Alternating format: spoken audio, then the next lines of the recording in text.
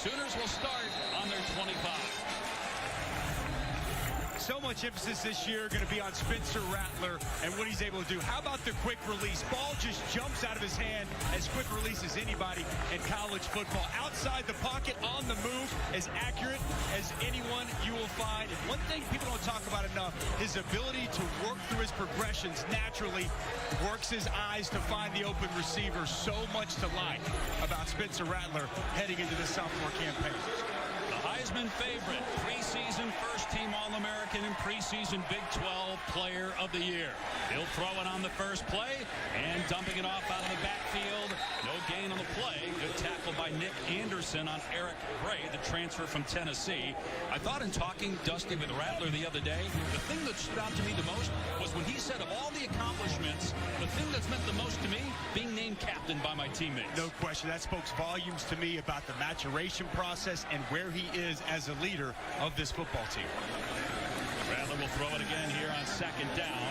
Has time and throws into triple coverage. And it's intercepted. Picked off at the 45-yard line.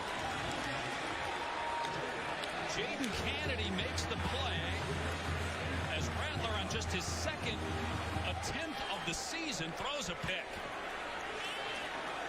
Not to start Oklahoma, Spencer Rattler was looking for. A lot of time, good protection by the offensive line, an outstanding job coming over the top, undercutting that route, and a huge interception to get the Green Wave started on the road here in Norman. Outstanding job by Kennedy with the interception. Like Rattler just waited, held it too long. An outstanding play by the Tulane defense. That was an issue for Rattler early last year. A lot of mistakes, but he cleaned that up and only threw 2 picks the final 8 games of the season. Pratt taking a shot here on the first play for Tulane. And what a grab on the back shoulder.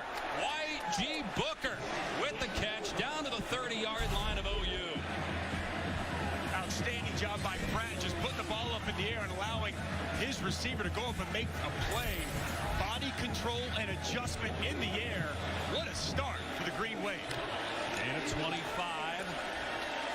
Pratt, last year a true freshman, threw 20 touchdown passes. He led the country in touchdown passes by a true frosh. Named the starter week 4 of 2020. Only been playing football for 5 years. Was homeschooled until 9th grade. Flag is down. Another strike by Pratt. Pulled in by true freshman Shea Wyatt. See what the flag's about. If it stands, it'll be a gain of about 12. But it looks like it's coming back. Michael Vanderveld, our referee today. Ineligible player downfield, number 80. Offense. 5-yard penalty. Still first down. And talking with the coaches this week, they said last year Pratt was the leader of the offense. This year, he's the leader of the team. No question. He was kind of just feeling and finding his way. Last year stepped in and did such a quality job leading this football team on the field. Now he's leading them in every facet. Willie Fritz really impressed with the maturation he's seen from his young quarterback. And Fritz has won wherever he's been with the Green Wave. Play action for Pratt and throws a dart to Wyatt. Wyatt able to break a tackle and finally pushed out of bounds by Woody Washington. They get a big chunk of it back after the penalty, a gain of 9 on 1st and 15. I'll tell you what, Dusty, I love the aggressiveness right here of Tulane. Listen, you're displaced. You're playing a home game on the road. You come out firing. The quarterback's been accurate. I think the #1 thing Tulane needs here is confidence, and boy, are they building it. No question, Tom. Pratt just playing with supreme confidence, off to a hot start here early.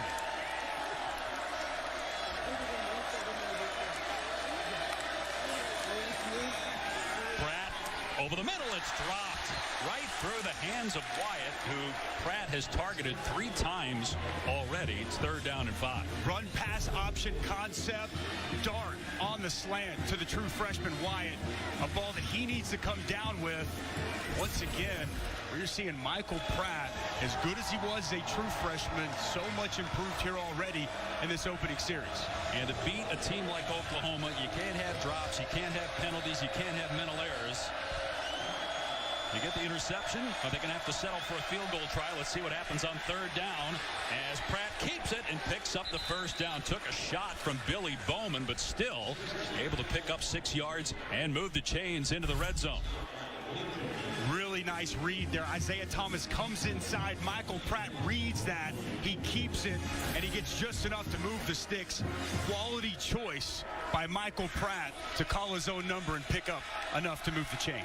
Tulane has never beaten a top 5 team. The last time they beat a top 10 team was 1973 against LSU. Pratt to the air again with time and overthrows the intended target, Fat Watts. So it's second down. That's the other element of Michael Pratt, Tom, as we watched him on tape together yesterday. Sure, he can throw the football, but clearly a weapon with his legs on the ground. There's no doubt that this run offense with the quarterback's involvement is a big part of new offensive coordinator Chip Long's offense. He wants Oklahoma have to be prepared for quarterback run because it gives Tulane a numbers advantage on offense. Long was at Tennessee last year, Notre Dame before that for 3 years. Pratt dumping it off here out of the backfield. And a nice move by Tolles. He's got the first down inside the 10. It'll be first and goal for Tulane. Everything Chip Long dialing up, working, just a screen in the boundary and a nice cut as he outruns the Oklahoma pursuit to the football. Tulane trying to catch Oklahoma offside. Pratt keeping it here and shows some toughness again against that big front of Oklahoma. Josh Ellison trips up Pratt, but a gain of about 3. This Oklahoma defense that we came in praising so high, they're getting punched right in the mouth. You can see a little bit of fatigue already setting in, trying to shuffle guys in and out.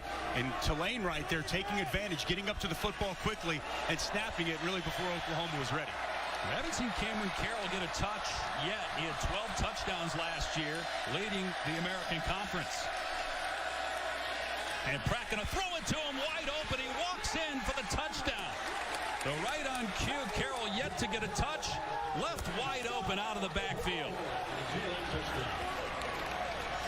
Willie Fritz could not have drawn the start of this football game up any better. Wow. An opening possession takeaway, and then the offense cashes in with a big touchdown and a walk-in score for Cameron Carroll. Unbelievably well executed there by the Tulane offense. We were wondering all week, after all that Tulane has been through, with the stress that everybody has undergone as the extra point slips inside that left upright, it's good. How would the Green Wave come out? Would they be unified? An interception on his second pass of the season, but Lincoln raved about his growth and maturity in terms of his leadership skills, but also as a player. Said he's changed his body. He was telling Tom Luginbill that before the game down on the field. We'll see how Rattler bounces back. And this will be a touchback, and we'll come out to the 25, row U. All right, let's take a look at this touchdown, guys. You're going to see motion come here. Here's Carroll. He's going to swing out. And then the linebacker, Asamoah, should account for him and run with him. You see the motion. There's a bump by the Oklahoma defense. They adjust.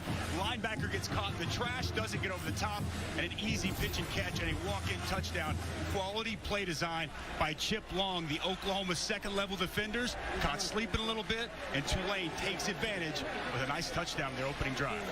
No surprise, Tulane ready to play with that coaching staff, and a good defensive play on Bray is going to lose a yard, wrapped up by Jeffrey Johnson, making his 32nd career start. Might be their best player on the defensive line. He's big, he's the leader of this group, and he's extremely difficult to block one-on-one. And as they try to replace Creed Humphrey on the interior of that Oklahoma offensive line, did not take long for Jeffrey Johnson to take advantage and get a nice tackle behind the line of scrimmage. Right, you got Robert Conjal starting at center, the transfer from Arizona, but he's not supposed to be the starter. That's supposed to be Andrew Raym. Raym's been dealing with some health issues. Rattler throwing here, got a man wide open, it's caught. And then bouncing off the tackler, but stumbling is Hazelwood. Still out to the 48-yard line for a gain of 24.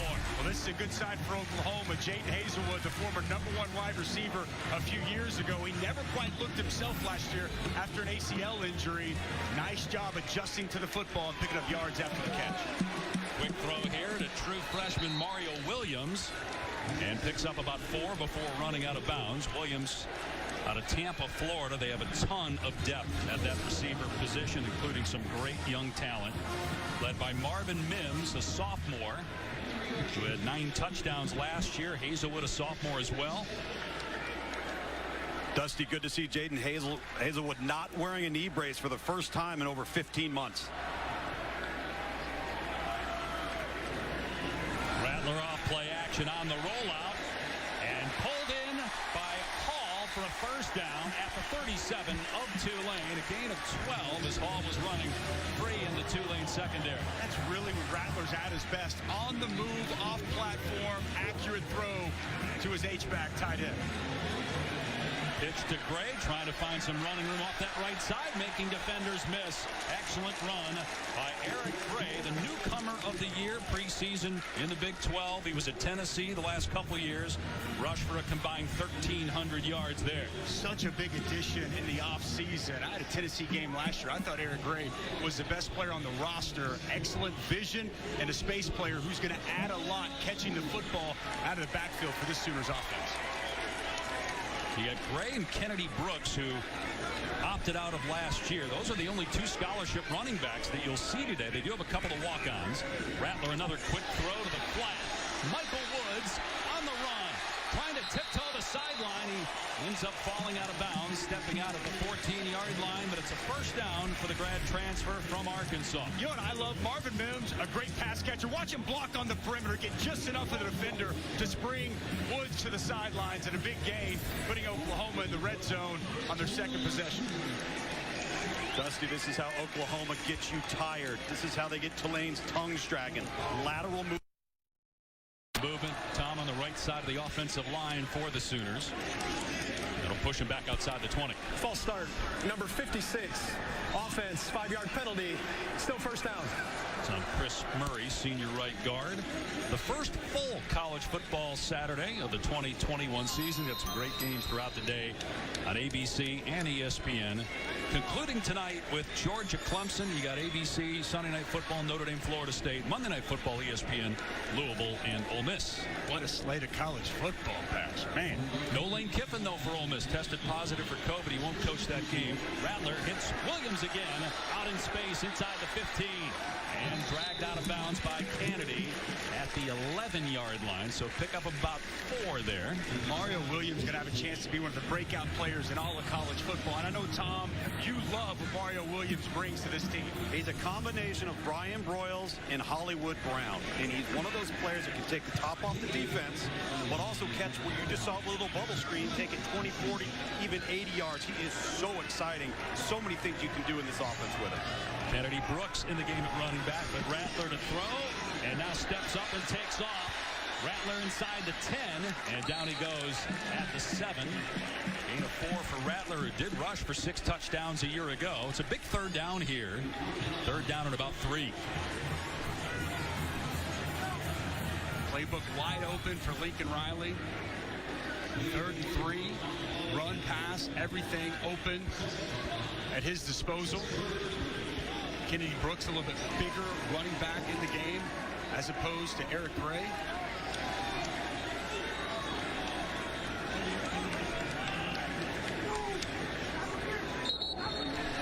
And a penalty marker down. So another false start here inside the red zone. False start, number 56. Offense, 5-yard penalty. Still third down. Man, that's 2 on Murray here. That'll make it 3rd and 8. I'm sure Bill Beebo, offensive line coach, one of the best in college football, not going to be happy about that.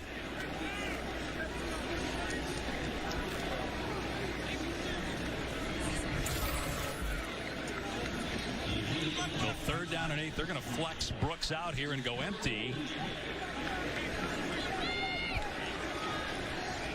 Rattler trying to bounce back after the pick to start the game. He's in trouble here. Flushed out of the pocket, but has a receiver. Caught for a first down inside the 5. Short of the end zone is Brian Darby, but it will be a fresh set of downs for the Sooners here at the 3-yard line. Spencer Rattler moving to his right is as comfortable as he's going to get on a football field. Big 3rd and 8 conversion. And Brian Darby big hit after the catch. Holds on to it, and a crucial first down to keep this drive alive. Seen a handful of different receivers make catches here on the second possession for the Sooners. Rattler under center here on 1st and goal. Gives it to Gray, and he's cut down. Did he get the ball across? He did not. They ruled him down at the 1. It'll be 2nd and goal from there.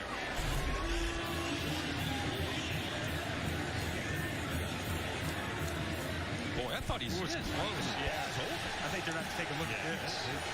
That's a touchdown. Nice job after the contact. The second effort by Eric Gray.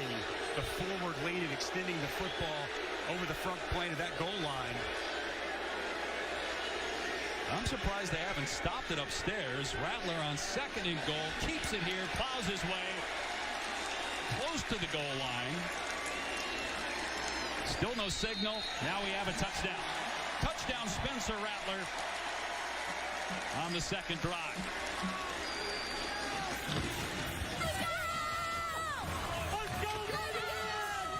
That's the response you want to see for this Oklahoma offense.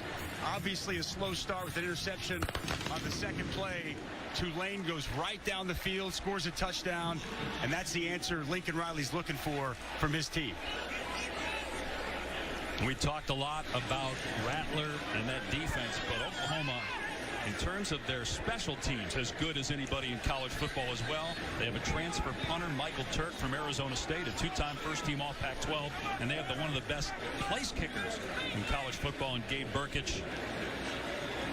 Made 4 50-yard field goals a year ago. He's never missed an extra point. So another weapon for the Sooners as they look here. I don't know how, though, you can overturn this. You can't see the ball. You can't even see Rattler. I mean, that's the goal line there. He's over the goal line, so.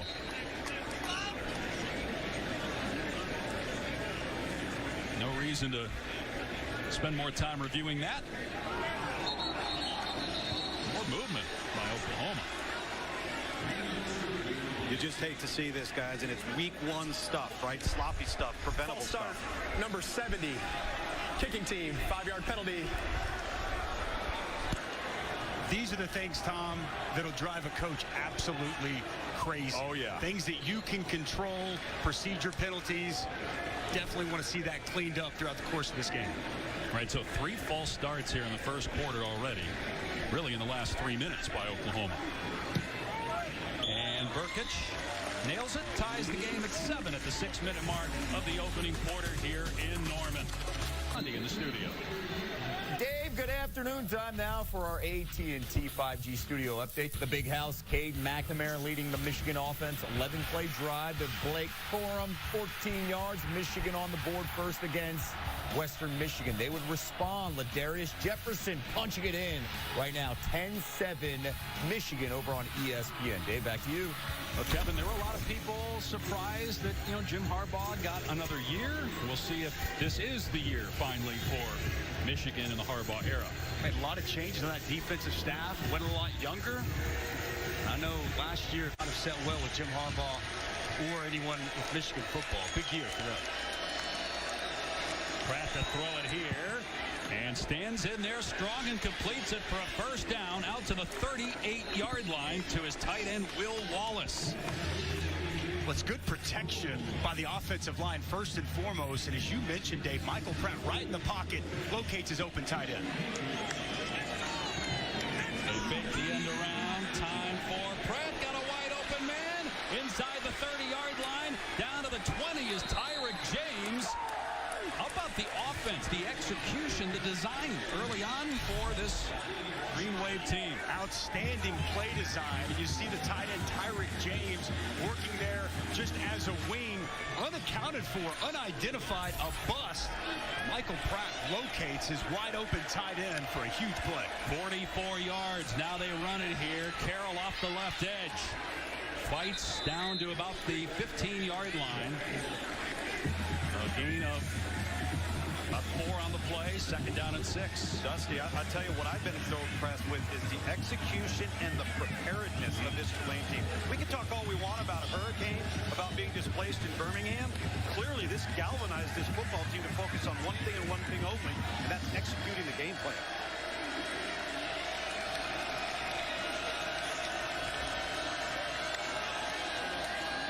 Here's a jet sweep to Tolles. And he breaks a tackle at the 10. Another one at the 5 and into the end zone. Touchdown, Tulane. Wow. This Tulane offense under Chip Long. Now, he coached the bowl game last year, but his first real game to implement his scheme, his style, what he expects from this offense. How can you not be blown away with what we've seen here? A lot of motion, and it was motion once again. Good blocking on the perimeter, and Tolles would not be denied as he takes it in for the second score here early in this first quarter. And it's the ease with which they moved down the field. 1 minute and 15 seconds, 4 plays, 75 yards. Good thing we talked about how good Oklahoma's defense was in the first part of the telecast. Only giving up 14 points in the first 10 minutes of the season. And as you said, making it look easy on the Tulane offense. Big play down the field to Tyrick James. And how about Tolles capping it off? And the Tulane Green Wave alive and well here in Norman.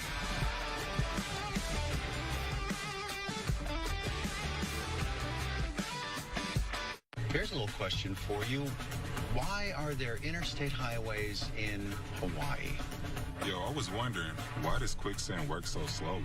They should 5 games at all last season, but this is a defense still that's one of the best in the country, even off to a slow start.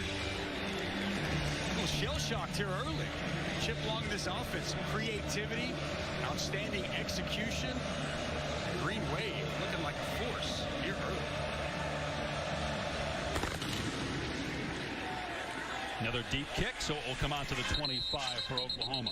Willie Fritz has been a head coach almost 30 years, and he's won wherever he's been, including Central Missouri, where he spent the most time, more than a decade. Went to a couple of national title games at Sam Houston, then Georgia Southern for 2014 and 15. Now in his 6th year with Tulane, he just signed a 7-year extension last year. Only coach in Tulane history to lead the Green Wave to 3 consecutive bowl games. And they were picked 7th in the American coming into this year. But likely to exceed expectations. They've already done that in the first 10 minutes of this game. Rattler off play action. His pass is caught, and then after the juggle, caught again by Marvin Mims, their best receiver, out to the 48-yard line, a pickup of 23. Here's that quick release on display. Ball just jumps out of the hand of Spencer Rattler. A wide open Marvin Mims. Good concentration after the bobble to come down and complete the catch. Mims had 37 catches a year ago. Originally committed to Stanford. National Honor Society student. Wide receiver screen. Hazelwood, and a good stick at the 49-yard line. Angelo Anderson with the hit. Gain of a couple. You know, Dusty, you don't win as many football games as Willie Fritz has at Tulane without having a plan, without knowing what you're doing, without having your teams prepared. This is a team that doesn't turn the ball over. They know what they are on defense. They know what they are on offense. And they look like they've played 3 games today. They're going to get a free play here offside. Rattler going to take a deep shot here into traffic. Mims on the catch. He's free at the 10-yard line, heading for the end zone. It's a touchdown for Mims.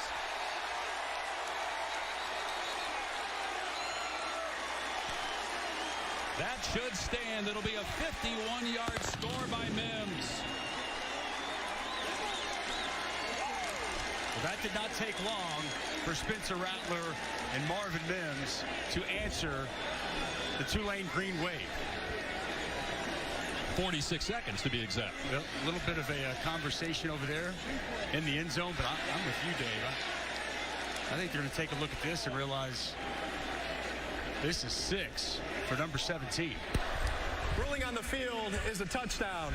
Offside, number 77. Defense. That penalty is declined. Touchdown, Oklahoma.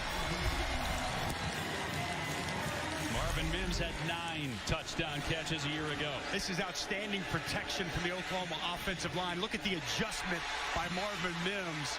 Pass thrown away from the defender. He adjusts to the football, and you see what he's able to do with the ball in his hands after the catch. As he fights, scratches, and claws, and finds his way into the end zone. Nice start for the sophomore after a phenomenal freshman campaign. I don't know. Was his knee down there and the ball short of the goal line? It didn't appear, hard to tell there, that he stepped out. Looked like maybe that foot still off the ground. They're looking at this upstairs.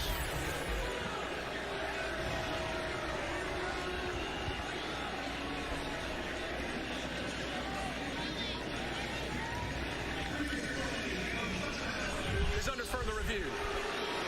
Again, initially we thought he was in, and then as we slowed it down for you, there was some question as to whether the knee was down before the ball crossed or hit the pylon, and whether that foot, that left foot, the outside foot, stepped out of bounds.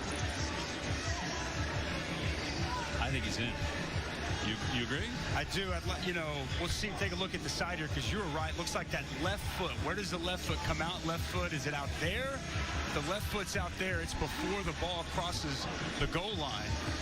But can you see it? And they have to sink it up. Yeah. Where is the left foot? And where is that football, and that left foot goes out of bounds? And again, has to be indisputable video evidence beyond all doubt. I know that folks have been waiting for us to say that for 9 months. No doubt. And you'll hear it a lot over the next 4. You almost have to piece it together, Dave, right? You have to take a look at from the back when that foot touches, and then go back and piece it from the side, because there's not a great view as to where that foot's out there. And the knee, too. What about the knee? Again, it seems like I don't think you have enough to overturn That's it, even if you shot piece it there. together. But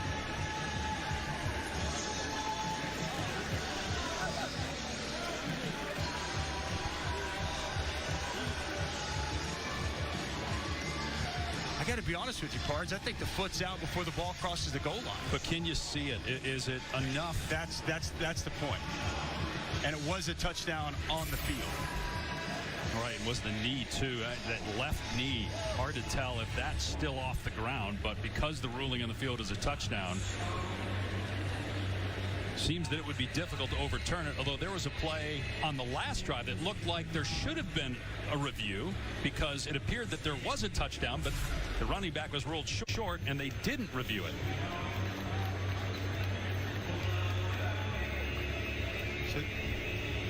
Those are at the exact same time, Dave. Those are synced up perfectly. Great job by our camera crew, our guys in the truck, getting all the pictures.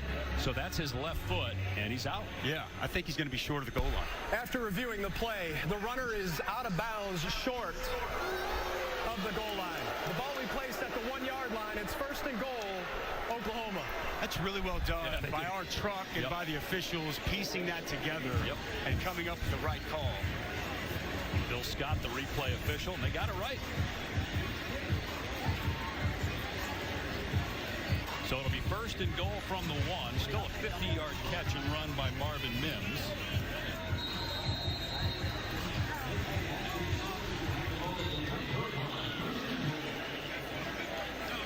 See if that goal line defense can step up for Tulane. They're well rested now. It is over 100 degrees down in the field. Kennedy Brooks time. That's it. And it will be Brooks up the gut, and he stopped. Good job up front. Kevin Henry was there first for the Green Wave. It'll be 2nd and goal. This will be one of the questions in this football game and really throughout the course of the season for Oklahoma. Not much depth at running back with only 2 scholarship running backs. And that offensive line that is really trying to round into shape. Can Oklahoma establish a line of scrimmage and be dominant in the run game? Stone there on 1st down by the Tulane front.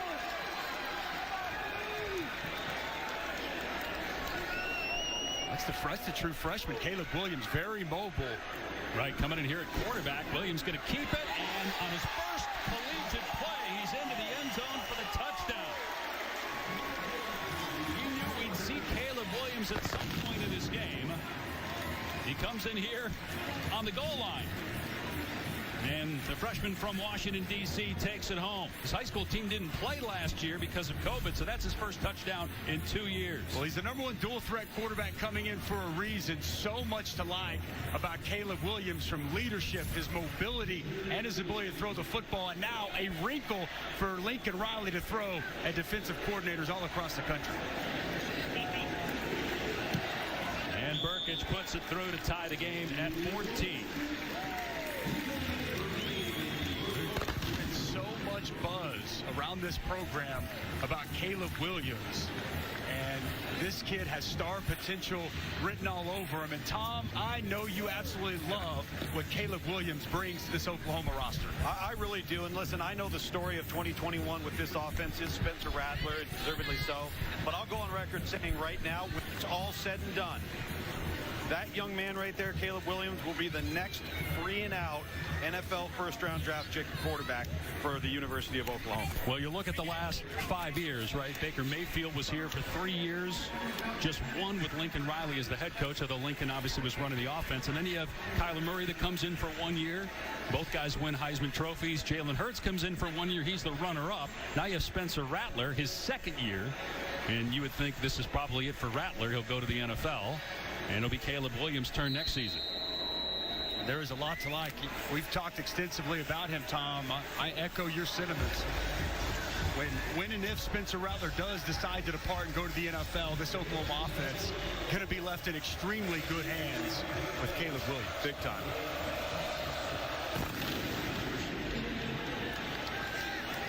Let's go over the head of Johnson for a touchback. Let's go to Kevin in the studio. Dave, thank you so much. Big 12, Pac-12 meeting, AT&T Stadium, Kansas State, Stanford. Booger McFarland, Skylar Thompson, a familiar name. Yeah, that's all on the big uglies up front, just punishing them on the line of scrimmage. Kansas State up 7-0. Dave, back to you. Got a lot of defensive linemen out here early this morning at Booger in the studio, Dusty here in the booth. People recognize that's a real football's play, Dave. I know you agree. It's where the athletes reside. That's right. I was a trenches guy myself back in the day. You definitely looked like it. Trimmed up a little bit. 14-14 game. Third possession for Tulane. The Green Wave has scored on each of its first 2 drives against this Oklahoma defense. On the carry, nowhere to go. J. Spears dropped by Josh Ellison, maybe a gain of 1. Josh Ellison's had just a phenomenal fall camp. Coaches raving about him. He's been consistent, think he can really take his game to the next level. You saw the blitzing linebacker there with Brian Asamoah, and then the penetration from Josh Ellison, attacking aggressive front. That's what we've grown accustomed to seeing from Alex Grinch now in his 3rd season.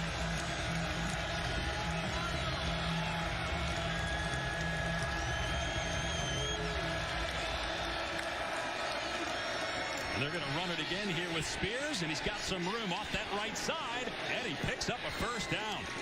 How about the push up front by that offensive line, springing J. Spears for about 10 yards. The entire right side of the offensive line, tight ends included, just mushing the Oklahoma defensive front, and a quality pickup on the outside zone from J. Spears. Coming off ACL surgery, Spears healthy now. They have really good 1-2 punch at running back with Carroll. Scored the touchdown earlier, and Spears. We've also seen Toll score on a carry. Play action here for Pratt, setting up, throws incomplete. That's the 2nd drop. This time it's Jackson. It was Wyatt earlier. That should have been caught for a first down. That's a good pass by Michael Pratt. You're exactly right. DJ Graham working in man-to-man coverage, and Jackson has a step on him. Pass well delivered. Needs to be caught by Jackson. He had to climb a little bit to go get that, but easily a pass that should be caught. You need to help out their quarterback in these spots here, Dave. I mean, I'm not Jerry Rice, but aren't you supposed to put your hands out like this in front of you rather than trying to catch it with the arms off the left shoulder? Definitely want to be a hand catcher, no question. On 2nd and 10, Spears goes nowhere. Jalen Redmond was there for the Sooners. Brian Asamoah as well. So Oklahoma starting to run to the ball a little bit more here. It'll be 3rd down and long for Tulane. 3rd and long, and this is really where Oklahoma thrived last year. Number 4 in all of college football in 3rd down defense, and a big reason why, their ability to pressure and get after opposing quarterbacks. We haven't even called Nick Benito's name yet, as you see in your screen, number 11, one of the premier pass rushers in all of college football. Yeah, the preseason defensive player of the year in the Big 12. Here he is off the left edge. And on the dump off, Spears tracked down and dropped for a loss by David Agwebu. 6'4", 250-pound middle linebacker. Another player they think has the potential to be special on this Oklahoma defense. And Tulane will punt for the first time. Well, it started with the pressure from Jalen Redmond. Gets the hit on the quarterback, and then outstanding pursuit to the football. And David Agwebu, the size, 6'4", 250, a massive linebacker that can really run, getting the Sooners defense off the field for the first time here today. Marvin Mims, who was in the top 10 in punt return average a year ago, is deep for Oklahoma with Ryan Wright to punt it. And we'll see if they run out the clock here in the first quarter. And they will. So an interesting opening 15 minutes for the number 2 team in the country. Tulane came to play. We're tied at 14 after 1. Back at is the Heisman favorite going into the 2021 season. Redshirt sophomore from Phoenix, Arizona. Ryan Wright gets it away.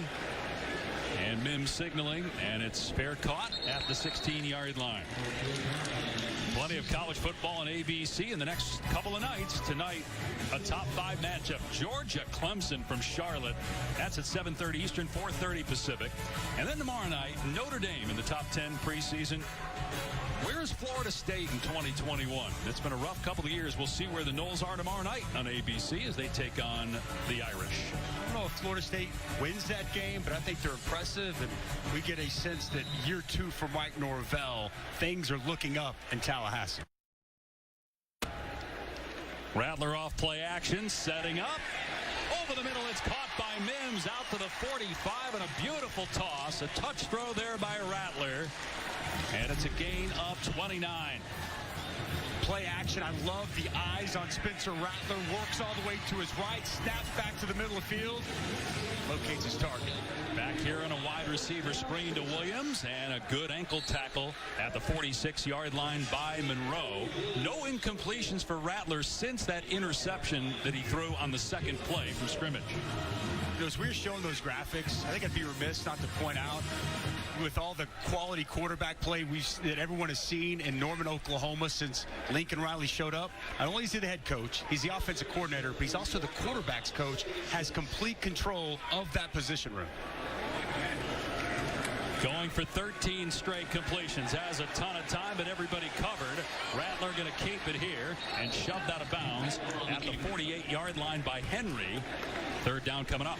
You know, Dusty, you talk about all his responsibilities, and it just shows you the faith and the trust that he has in his coaching staff.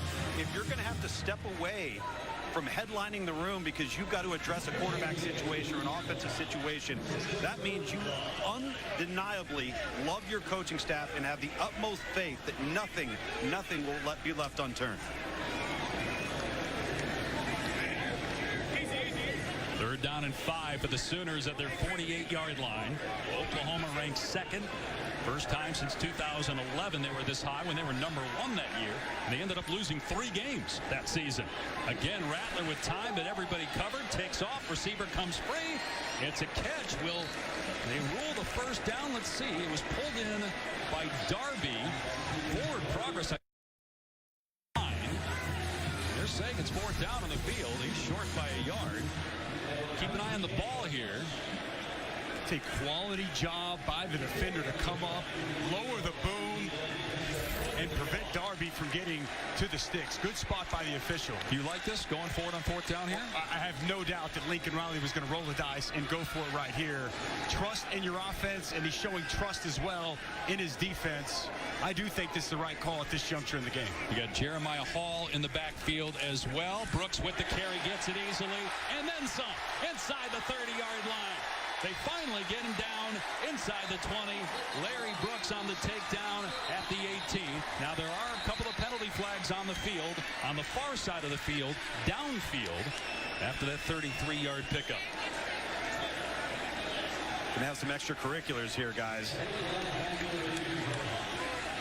So, Luke, it's nothing during the play, you don't think? It's during the course of the play, yes. Personal foul, hands to the face, number 7, defense. That penalty will be enforced. Half the distance to the goal. Automatic. got it. First down. That's a big mistake. Lance Robinson probably hearing about it right now from Willie Fritz. Look at this offensive line play. Kick out here, seal here, and a wide open running lane off the left side for Kennedy Brooks. Outstanding job by Anton Harrison kicking it out. Marquise Hayes sealing it off. Big hole for Kennedy Brooks to pick up a much-needed first down as Lincoln Riley rolled the dice and went for it on 4th and short.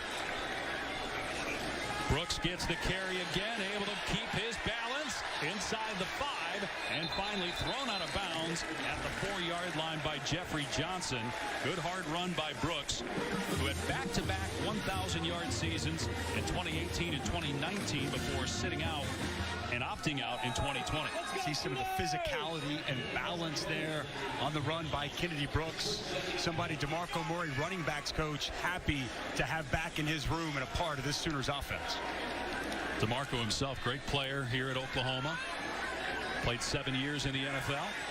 Got into coaching after a brief stint in broadcasting. 2nd and goal for the Sooners. Rattler rolling out. Dumping it off to Mims. Breaks 2 tackles. Tried to reach the ball out, but was short of the goal line. Out of bounds inside the 1. So it'll be 3rd and goal for Oklahoma. Like the play design, move Marvin Mims across the formation. You see Marvin Mims a little bit slippery there, tough to tackle by the Green Wave defenders, just shy of the goal line. Already over 100 yards today. Had 50 on that one catch. Ruled a touchdown on the field. Replay overturned it. So we saw Caleb Williams in at quarterback the last time they were down here in goal line. Rattler's in there now for 3rd and goal from the 1. Rattler keeping it over the top. He's gobbled up as he tried to lunge forward and did not get it. It is 4th and goal. They just went for it on 4th down from midfield, so you'd think they'd do it again here. Dorian Williams, Dusty, just pops Spencer Rattler right there at the top. No doubt, meets him right at the goal line. It's a submarine from the front. They go low. Williams goes high and meets the quarterback right at the apex, and a quality stop on 3rd and inches. Do you do it again here? You just plow forward again here with Rattler? Yes, I think that it's the exact. I think you roll right back with it.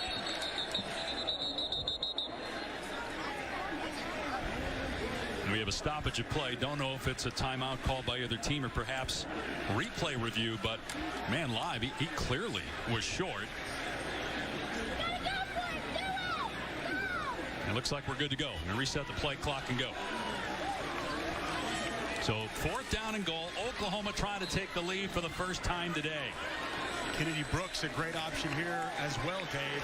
You've seen his physical nature of running on this possession. And they're going out of the pistol. Now Rattler comes under center. Brooks on the carry. He's in. Touchdown. Oklahoma takes the lead.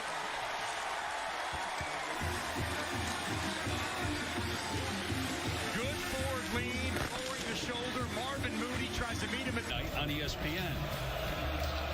Sooners lead for the first time. They kick this one into the field of play, and then it drifts into the end zone. And Jaquan Jackson elects to run it out. Not a smart move, as he is tackled well short of the 20. Let's go to Kevin Agandi in the studio. Dave, let's go to the Big Ten and the Big House first. Caden McNamara to Ronnie Bell. The explosion from the Michigan offense. Great job by Bell, stacking the defender and then just going up. Hey, I'm a little better than you, and I can make a play. 76 yards of the house there. Boog 17-7 Michigan over Western Michigan to Camp Randall. Our barn burner for the offense. Wisconsin had a 1st and goal at the 1. Couldn't score the blocked field goal. When in doubt, get your hands up, big fella. Arnold Ebiketie with the block. It is scoreless right now. Penn State, Wisconsin. Dave, back to you. Here a nose tackle. That game's for you. Heck yeah, a little throwback. Defense being played in the Big Ten today. What a great matchups in the Big Ten in this week 1 of college football. Pratt loses the ball. Benito jumps on it. A turnover by Tulane. Nick Benito beats his man and hops on the loose football. Disaster scenario there for Willie Fritz's squad as this Oklahoma football team really starting to gain some momentum. Had their first defensive stop the previous possession. Offense goes down and scores, and now a quick takeaway the first play. Quarterback center exchange problem, and Nick Bonito out of nowhere dives in on top of the football, putting this Oklahoma offense in prime real estate just outside the 10. And it seems like we're stating the obvious, but you turn the ball over inside your own 20 against the #2 team in the country, and going to be awfully tough to beat an offense like the Sooners. And even if you score 40, you might need more than that. Rattler off play action on the wide receiver screen, hits Mario Williams, and a nice stick at the 10-yard line by Kennedy, who had the interception on Rattler in the first quarter. I've seen really good pursuit to the football from this Tulane Green Wave defense. First-year defensive coordinator Chris Hampton has these guys flying around. They've been trying to spring several of these screens to Mario Williams. Well played by the Tulane defense.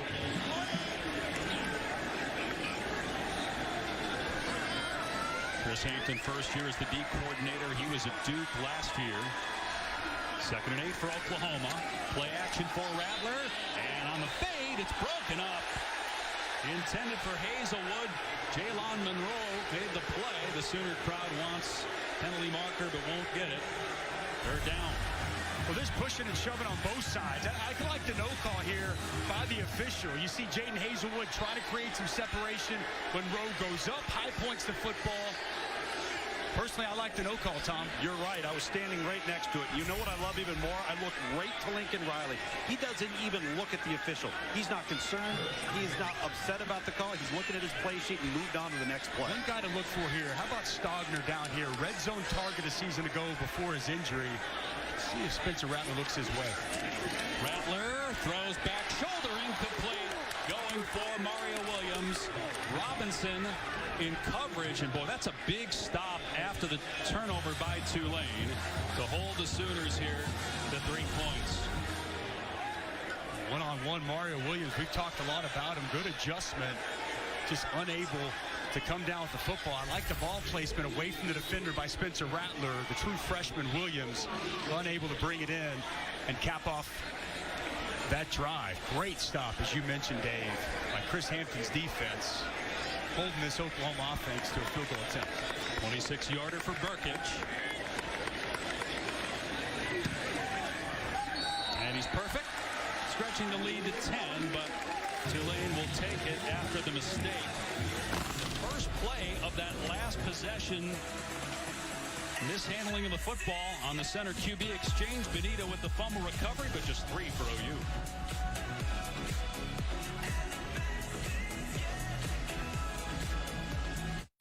So, if you have a flat tire, then... The rest of the conference, 13 combined. How many more will Oklahoma win? I ask that not because they're not capable, but how long will they be in the Big 12? They're scheduled to leave for the SEC before the 2025 season. That obviously could change. Sooners in Texas scheduled to depart in 4 years. Tulane's going to start this drive on the 25.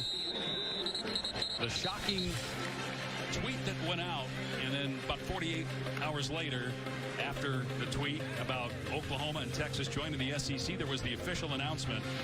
Could leave as soon as 2022. How do you see this playing out? When do you think this happens? I do not think it lasts past 2023. I just don't foresee this going on. We've seen a lot of speculation, a lot of conversation about the Big 12, the remaining 8, opening invites to 4 other universities. That's been highly talked about. It would just surprise me, Dave, if Oklahoma, Texas stay in the Big 12 the remainder of what they have on that contract. Tulane with a turnover on the last play. Pratt in trouble, and a nice move. He fumbles it again, though, and it's recovered again by the Sooners. Josh Ellison with the looked like the forced fumble, and Clayton Smith with the recovery. Consecutive plays, consecutive turnovers. Well, this was a massive point of emphasis from this coaching staff, ripping away at the football. And as you see, Michael Pratt come loose, get in the open field, retraced by the defensive line, and it's the veteran, Isaiah Thomas, with that left hand over the top, knocking the ball out. forcing the second takeaway for this Oklahoma defense on as many possessions. That's going to get this coaching staff fired up and excited. That's exactly what they've been focused on. And whenever what you work on in practice comes to reality in the game, it's a coach's dream on the field. Clayton Smith, true freshman, with the recovery, and so Oklahoma will start this drive at the Tulane 35-yard line. Gregg trying to get outside, can't. Did get back to the line of scrimmage, but that's it. Gang tackled at the 34-yard line. Jeffrey Johnson leading the charge. Dusty, when you look at this offensive line for Oklahoma, I think this drive in particular, it's very important for Lincoln Riley to lean on this offensive line. It's retooled. They have questions about their depth, and they've had such success on their lateral passing game, but they haven't placed any emphasis on just lining up and running right down the throat of this Tulane defense. Big key for this game, and it's a big key for this season for Oklahoma to be dominant in the run game. Rattler to the air, over the middle, it's high and almost picked off. Macon Clark should have had the interception, which would have been the second thrown by Rattler. Instead, it's 3rd down and 10. This ball got away from Spencer Rattler. Ball floats on him. Jeremiah Hall wide open in the middle of the field, and Spencer Rattler fortunate that Macon Clark didn't come down with the second interception from Rattler here in this first half. Lucky there for number 7. Oklahoma only 1 of 4 on 3rd down so far. They were in the middle of the pack in the country on 3rd down a year ago. Pressure off the edge. Rattler from the pocket. Another high ball. It's incomplete. He was going for Michael Woods. So that's consecutive drives. They get a takeaway, and you end up with a total of 3 points. They're going to actually bring on Burkett here and try a 50-yarder, so chance here to get 6. Takeaways are great, but do you cash them into touchdowns? Do you turn those into points? And so far, no touchdowns on the board after 2 takeaways for this Oklahoma offense. Really well done by Tulane, taking advantage of 2 misfires from the Heisman favorite, Spencer Rattler. Burkett certainly capable of nailing this. 51-yard attempt.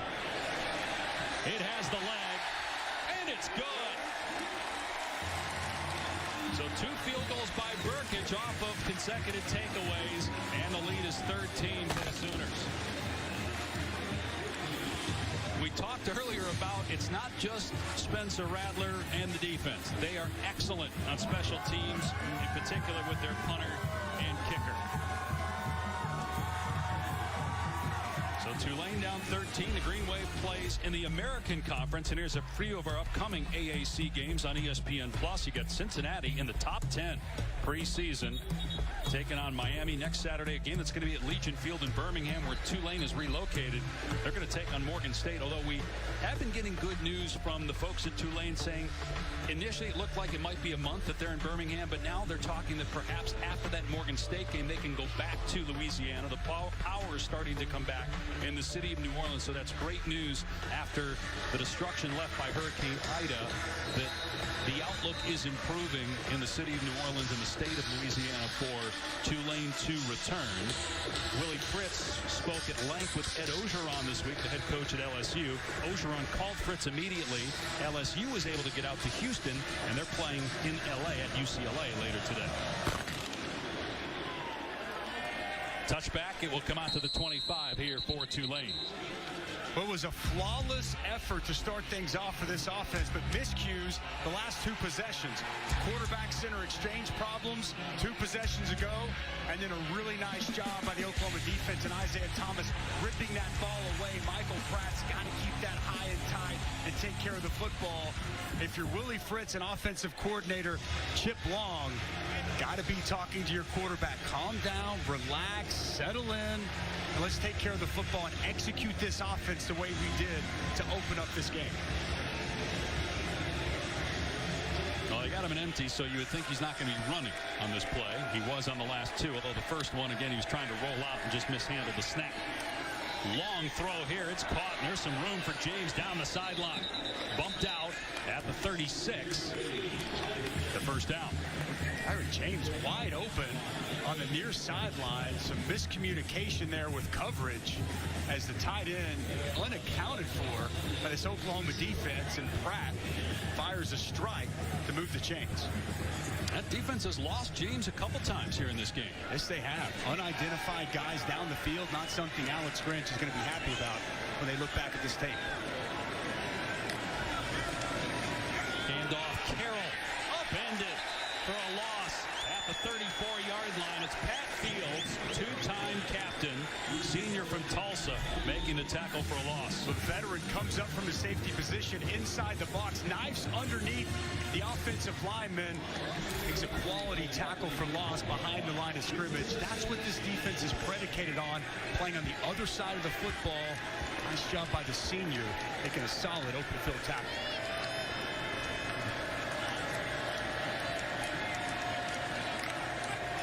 On second down, it's a little behind and low to Tyron James, incomplete, 3rd and 12. This is where this Oklahoma defense, you talked about the negative plays, the pressures, and the improvement over the last 2 years. This is one of the few third and long situations Tulane has had, Dusty. This may be one of those opportunities with the young quarterback who struggled versus pressure a year ago and Michael Pratt to maybe heat this kid up a little bit. No question, Tom.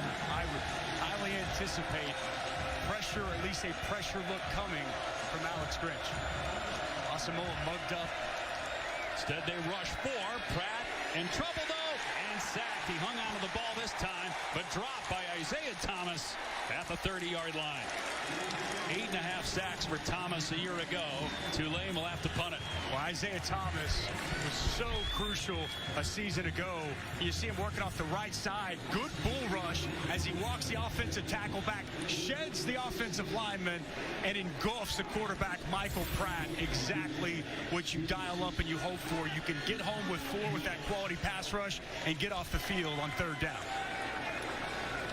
Ryan Wright will punt it here. Mims is deep. Signaling for the fair catch, and he has it at the 22-yard line. Isaiah Thomas was one of the great stories to this Oklahoma defense a season ago. He's already had a caused fumble, and on a big 3rd down, swallows up the quarterback. Oklahoma playing well.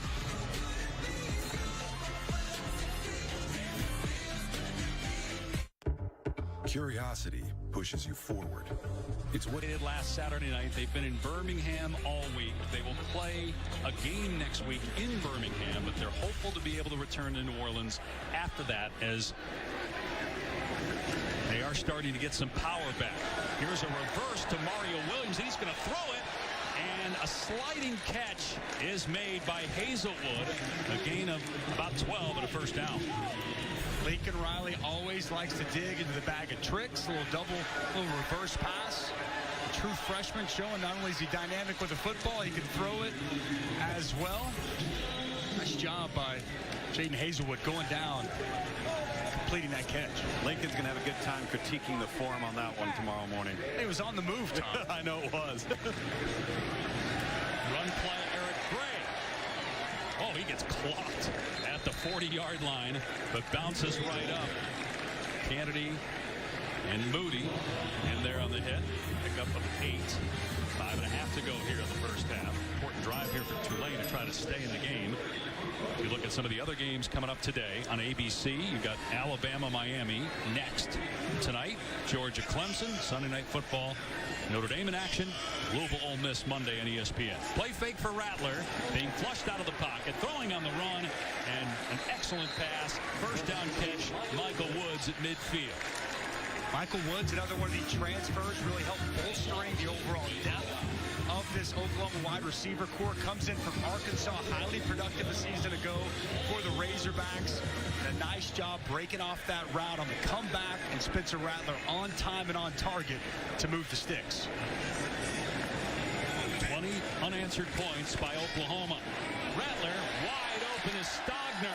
Down to the 30-yard line, a welcome sight for Sooner fans after Stogner had a very strange injury last year that turned life-threatening.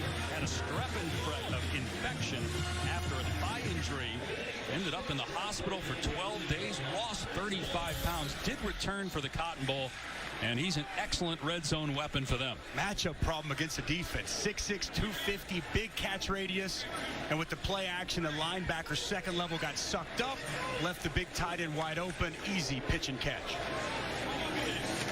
Picked up 20 on the play. Here's Brooks trying to bounce it outside. Does. And gets about 9 out of it before he is run out of play in front of the Tulane bench by Lance Robinson. Dusty, don't you want to see Lincoln here just continue to do this? Let's get back to the foundation. Counter tray, right? Come off with some jet sweep motion, get people running sideline to sideline, block down, kick out, and away we go. A couple of nice runs on this drive so far, Tom. Saw one with Eric Gray off the left, and I really like what I've seen so far out of Kennedy Brooks, but I'm completely with you. Allow that offensive line to continue to work on their craft, continue to pound the rock. Did give him the first down, so 10-yard run there for Brooks. We'll go back to him here, and he breaks a tackle at the point of attack inside the 10, and finally brought down at the 6-yard line, but that's a gain of 14.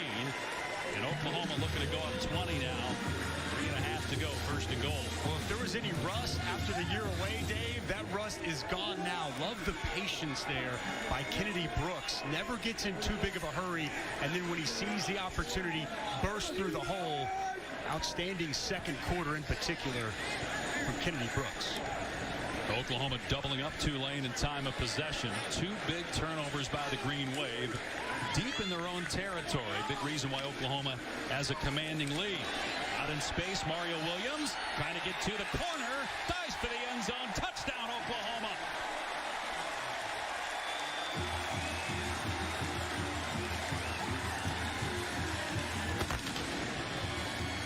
Well, that's what Tom alluded to earlier. It's why Tom's staff had him as the #1 overall wide receiver coming out. You see with the football in his hands, the type of dynamic playmaker he can be. Really, it was good defense initially, but you saw the juke and jive, the head fake in, allowed Mario Williams to get to the sideline, get outside contain, and find his way into the corner of the end zone. Well done by the true freshman in his first Sooner touchdown.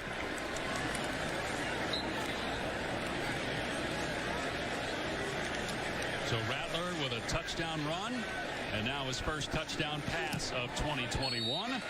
Extra point is good. It's a 20-point quarter for Oklahoma. And now the Sooners up big late in the second quarter. 34-14 here in Norman.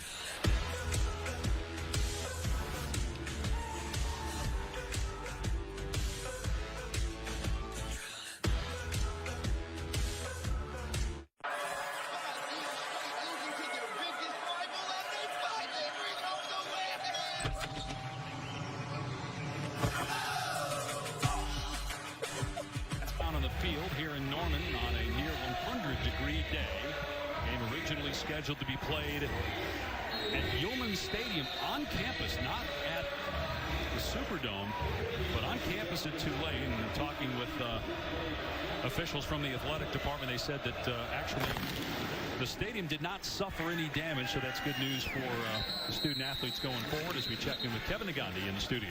Dave, new season, new studio, all the bells and whistles coming your way at the State Farm Halftime Report. We got 48 points in Norman, scoreless so far in Madison, but plenty of first-half highlights coming your way. Plus, Booger McFarland getting you ready for 2 big games later tonight on ABC. The quarterbacks are the keys. Back to you. Already had one upset in the top 10. North Carolina going down last night in Blacksburg against Virginia Tech. Excellent win for Justin Fuente. And the Virginia Tech Hokies scoreless in Madison. Wow. Great throwback game there. 3 minutes to go. See if Tulane can come up with something here going into the locker room, try to get some confidence back. Good open field hit after the catch by Spears. They love this true freshman, Latrell McCutcheon. He's from Austin. Chose Oklahoma over Alabama. Had a good play in the open field against the running back. Very talented quarterback. He's smooth, and good to see him be able to come up and make that open field tackle. Well done by the youngster making his first appearance in a Sooner uniform. Gain of 2 still for Spears. Pratt Nice job to hang in the pocket. And it's a first down catch for Fat Watts out to the 36-yard line. Tulane still has all of its timeouts. Gain of 9. Dusty, you talk about McCutcheon there. You know, 4 years ago, did the top-level corner choose Oklahoma because of their defensive prowess over Alabama? I say not. I think that's a tribute to Alex Grinch, what this program's done on the defensive side of the football. Yeah, Roy Manning, all these coaches, no question. Pratt with time now takes off at the 40. Flag is down. Pratt, takes a huge hit, and that's going to be targeting as Pratt has his helmet dislodged by Key Lawrence. Pratt looks to be okay, but he was sliding, and Key Lawrence did not hold up and absolutely leveled the quarterback, taking his lid off. Willie Fritz over there looking at his quarterback in the eye, trying to get a sense of just whether he's all right or not as the training staff comes out.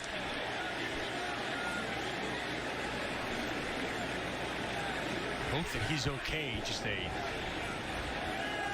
big-time hit as the helmet comes popping off. I got to say, though, shoulder hits Pratt in the midsection. Yeah, he kind of slid into it, right? I mean, it actually, looking at the replay, doesn't look as vicious as it did. Not at all. No, absolutely. Now, quarterback, as he goes into a sliding motion, he's protected. There are 2 fouls on the play, one on the offense and one on the defense. Holding number 52, offense. After the play is over, dead ball, personal foul, unnecessary roughness with targeting, number 12, defense. Now, I think both of those fouls will be enforced. Previous play is under review for targeting. Yeah, and I think the targeting goes away. They keep the unnecessary roughness because he was into a slide. I did not see targeting there. And right. I'll be completely honest. I don't think there was any kind of malicious intent from Key Lawrence. And if you watch that, that's bang, bang. Right. That wasn't he slid and a defender came in 2 steps later. Right as Pratt goes into a slide, Lawrence is already in his tackling motion. Now, the quarterback, he has that freedom. And clearly, there is an emphasis to protect the quarterback. I mean, it didn't seem that there was a launch, a thrust, or I mean, you had the severe strike, but nothing to the head or neck area. Forcible contact, yes, but not to the head or neck area. It hit the arm, and then, so maybe the chin strap wasn't on tight of Pratt. The helmet went flying. I'm with you. I don't think targeting.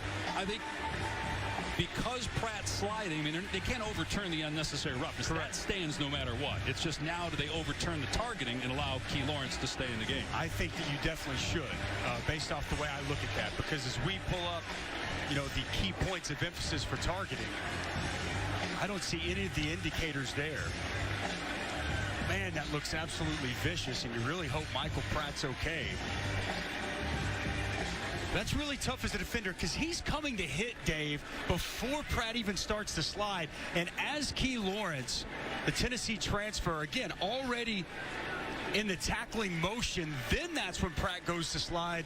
That's a really tough situation to be in as a defender. But again, they're always going to caution on the side of protecting the quarterback. I see nothing there, just like you said from the onset, that indicates targeting. I think that should come off. After reviewing the play, there is no foul for targeting. Number 12 made contact below the head and neck area. The penalties are still enforced. It's first down, and number 7 and number 12 can both remain in the game. So there you go. Because the helmet came off of Pratt, you normally have to sit unless there's a defensive penalty. Because there was a defensive penalty for unnecessary roughness, again, that stands. You can't overturn that. Pratt gets to stay in the game, and then Lawrence isn't ejected because the targeting is overturned. So you got the offensive holding call, and then the unnecessary roughness call. Pratt, though, maybe perhaps they want to make sure he doesn't have a concussion, is out of the game, and so true freshman Justin Ibieta, who they are very high on. They think has a great feel in the pocket and outstanding arm talent. He'll come in here with 2:03 to go. Great size as well, 6'5", 230. Chip Long, we asked him about him on Wednesday when we spoke with his staff, raved about the upside and the arm strength of his backup quarterback, Ibieta. Tulane still with 3 timeouts remaining. Green Wave trying to put something together here going into the locker room. Ibieta's going to throw it here on the first play, and his pass way off the mark. A wobbly throw that was well behind Booker, and now Pratt's Pratt's going to come back into the game. Pressure there. Jalen Redmond barreling down on Ibieta. Off target with his initial throw. Great sign. Michael Pratt back on the field. Looking healthy after that vicious hit. Right, so they weren't concerned about a concussion. You wonder if there was an equipment issue. Otherwise, why is he on the sideline there? He was out for one play, and he didn't have to be. Pratt keeps it here, and he's brought down at the 47. We'll see if they use a timeout here or not. Dave, I think that was a safety precaution, a safety measure. As the athletic staff brought him to the sideline, I think before they let him return, even with the rule, they wanted to be sure they weren't putting a player out there that didn't have all his wits about it. Right, no, I understand that, but then why put him in after one play? They obviously worked through the protocol and felt pretty good about it. Third down, Oklahoma's had a lot of success putting pressure on the quarterback the last few possessions. They're going to run it off the left side. And he's not going to get the first down. Spears tackled about 3 yards short. We'll see if Tulane elects to go for it on 4th down and 3. Expect Oklahoma to use a timeout here, Dave. Tulane's going to call a timeout. You'd think they'd go for it here at this point. Trying to get some momentum going into the locker room rather than kick it back to a red-hot Oklahoma offense. This season, All-State will celebrate every field goal and extra point made by participating universities by making a donation to the university's General Scholarship Fund. Thank you, All-State. You're right. You want to build some kind of momentum and not just punt it back to him. But if you don't get this 4th down, you're giving Spencer Rattler the football with about a minute to go and not a whole lot of field to have to work with. So kind of a, obviously you convert this and you want to try to make that into some points before the half. But well, the defense has done a decent job in short field situation. You had the quick change with the 2 takeaways, and they held up okay. So Willie Fritz must feel confidence his defense can do that again if they don't pick up the first down here. Going into here, quarterback run game, always something to keep in mind with Michael Pratt as your quarterback. They'll shift Spears into the backfield here on 4th down and 3 for Tulane. Pratt throwing to Spears. It's caught, makes the man miss, and gets the first down. Clock will stop to reset the chains, and they have those 3 timeouts. IJ Spears, such a weapon for the first 3 games last year before he got hurt. A well-rounded running back. As you see, the quality, ability to catch the football out of the backfield, make the initial offender miss, and move the chains. Inside a minute to go. Pratt to the air again. Throws it deep. Juggled. And almost picked off by Billy Bowman on the pass intended for Toltz. Bowman, a true freshman out of Denton, Texas. Oh, big hit by Deshaun White, the blitzing linebacker. Pass sails on Pratt. The true freshman Billy Bowman, who this staff just raved about, starting at nickel, climbs the ladder and can't bring it down. Look at him, Dusty. He's 5'10". Man. Thinking about Michael Pratt, though. He's taking some real shots here in the second quarter, Tom. Nobody's questioning his toughness. There's no doubt. He'll hand it off on 2nd down, and no running room whatsoever for Spears. Tulane's going to have to use a timeout. Delarian Turner Yell with the trip up. 3rd and long here for Tulane. I actually think we might be off on the timeouts. I think Tulane actually only has the 1 timeout left.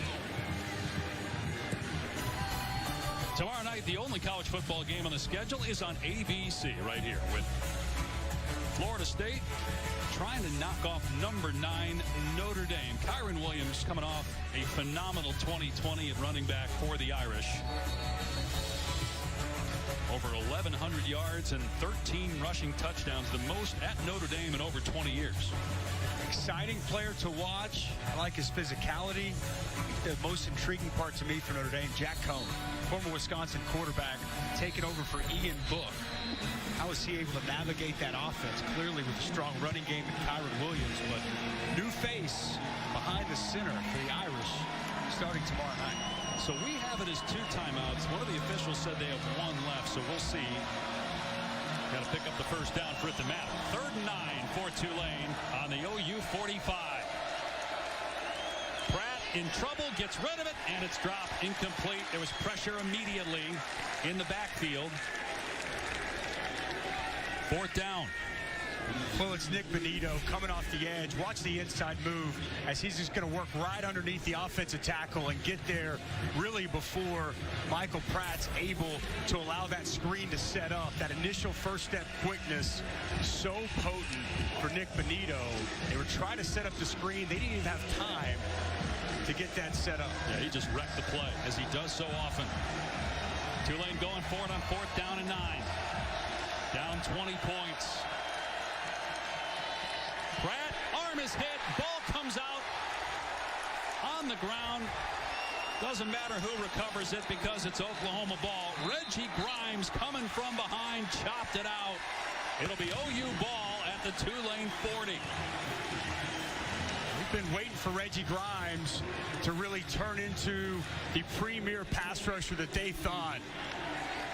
And it's just an outstanding job off the edge, not just getting to the quarterback, but then the ability to get the ball out. It was Redmond with a recovery, Grimes with a forced fumble. Let's not forget, guys, Lincoln Riley feels really comfortable in the field goal game to 55 yards. So they're in a great spot here to put some more points on the board before we go into half. How about that dip, though, by Reggie Grimes, showing the athleticism, getting under the tackle, Joey Claybrook, and then getting there smooth, almost effortless, knocking that ball loose, setting up Spencer Rattler in the offense in prime real estate. And boy, Pratt hit the deck hard again as Rattler drops the throw here on 1st down, trying to dump it off. It's caught by West, and good flow to the football by Tulane. West taken down for a loss, and then Nick Anderson, their leader on defense, is shaken up. And you hope that's just a cramping issue with a temperature near triple digits for Nick Anderson.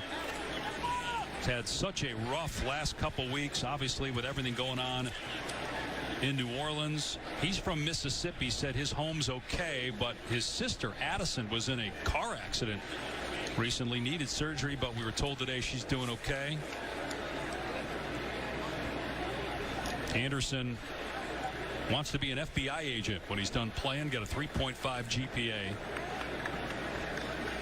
and one of their best players. Chris Hampton just raved about how phenomenal he's been in camp.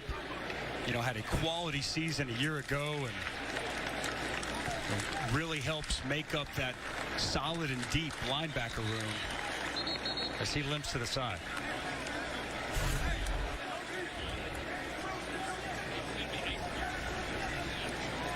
You see Anderson get up and just go to the ground, which would indicate a cramp. You hope that's all it is.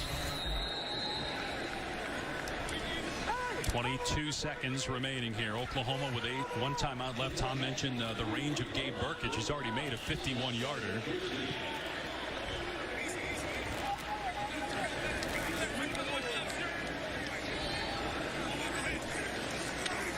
Rattler steps up, has room to run, instead dumps it off to Stogner, and he's done at the 39-yard line. Oklahoma will use another timeout here.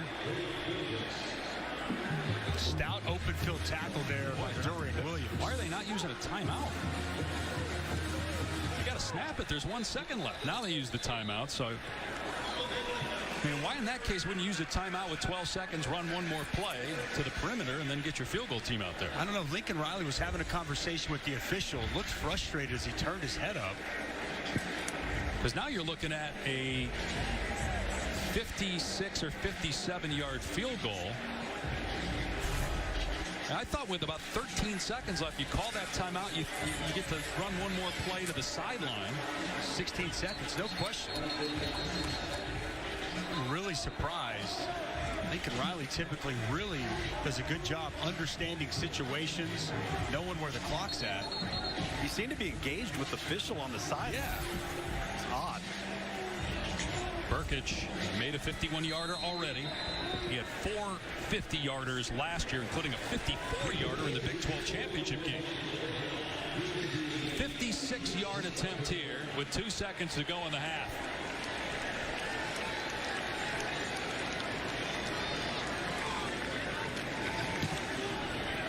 Burkich unloads, boy. This would have been good from 66. Oh, my goodness.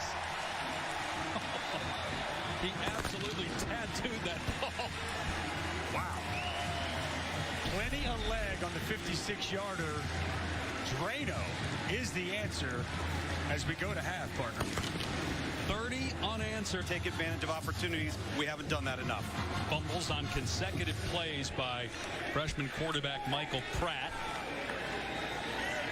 Last year led all true freshmen in college football in touchdown passes, but gets that year of eligibility back. And he's only been playing football for about 5 years.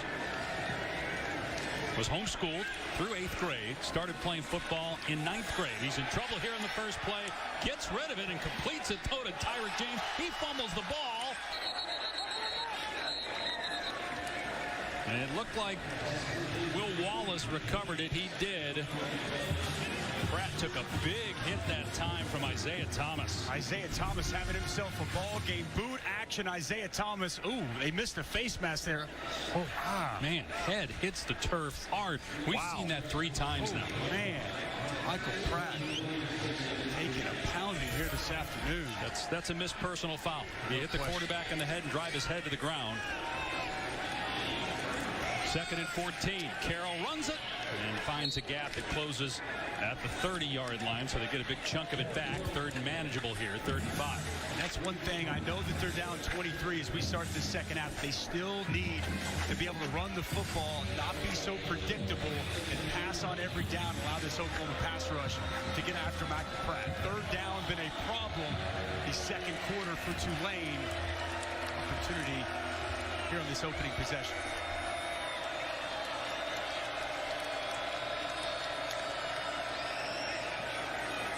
Pratt finds a man. It's a 1st down catch.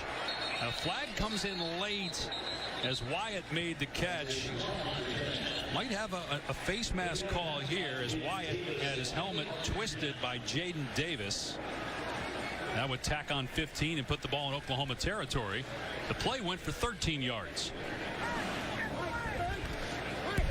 Personal foul, face mask, number 4. Defense, 15-yard penalty, automatic 1st down. Properly identified by you, partner. Jaden Davis coming in, breaks that face mask there. Good call by the official. I like what Michael Pratt on that 3rd down, Tom. Pressure was in his face. He stood in there strong, found the open receiver, and moved the chains. Poised. This kid is poised, and he's been popped. His head's bounced off the carpet. I've just been impressed with how he keeps hanging in there. Play action for Pratt, setting up with time, going deep. Incomplete, knocked away by Pat Fields. He was going for Jaquan Jackson. Nice job by Pat Fields, down the field coverage. Jaquan Jackson, one of the favorite targets for Pratt a season ago. Gets good position inside, gets that hand in there to knock the pass away. Quality job by the senior, being in good position and making a play on the football.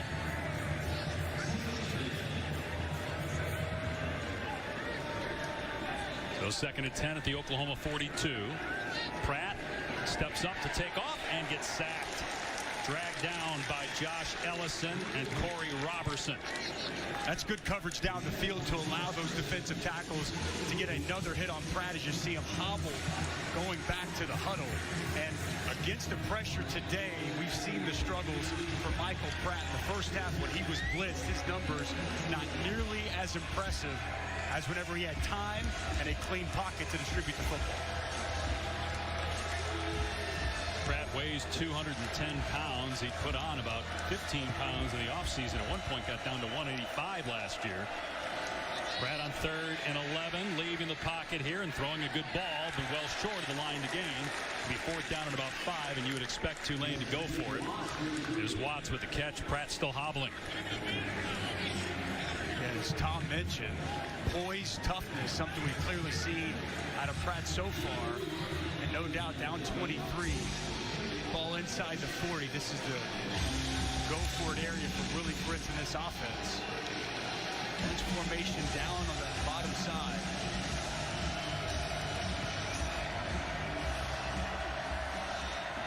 Here comes Benito. He gets dragged down, and Pratt has an open man. It's James for the 1st down, down to the 20-yard line. And Pratt, despite all the hits, hanging in the pocket. That's an 18-yard gain. Like the way he's surveying the field. His eyes go all the way to a second and third outlet. Nice pass. Pratt throwing again. It's behind the receiver, incomplete. Now, Michael Pratt wearing the number 7. He wore a different number in high school, but he changed that number after his best friend, Bryce Gowdy, who he played football with in high school, committed suicide. And to honor his good friend Bryce, who was going to play at Georgia Tech, Pratt changed his number, got a tattoo on his arm with the number 7 and the word believe, which was Bryce Gowdy's motto growing up. And Pratt's been through a lot. Throws here off play action and had a man, but threw it too hot, intended for Deuce Watts. Well, Bryce Gowdy, 2019, so 2 years ago, passed away. And there's the tattoo on the throwing arm of Michael Pratt. Again, changing his number to number 7 to honor his friend. And this is a pregame here today.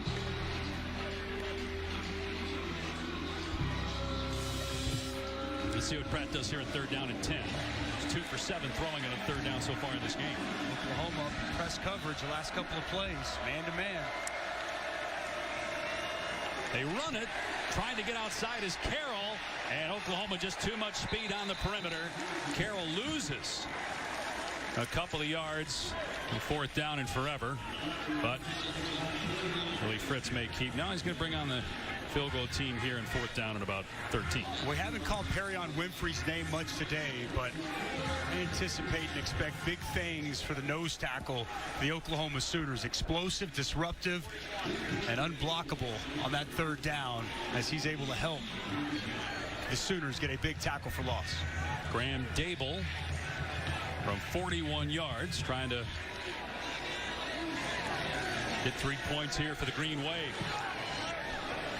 And this kick is way wide to the left. So it remains 37-14. Second-ranked Oklahoma up big here in Norman.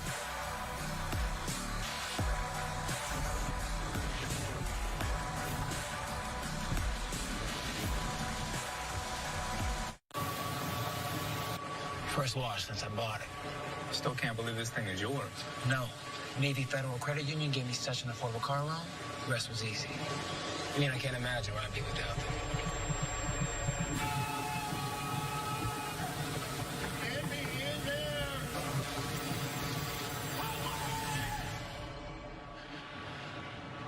I'm gonna check the windows. Yeah, good idea. Navy Federal Credit Union. Our members are the mission. Make this the summer you taught them what it means to serve.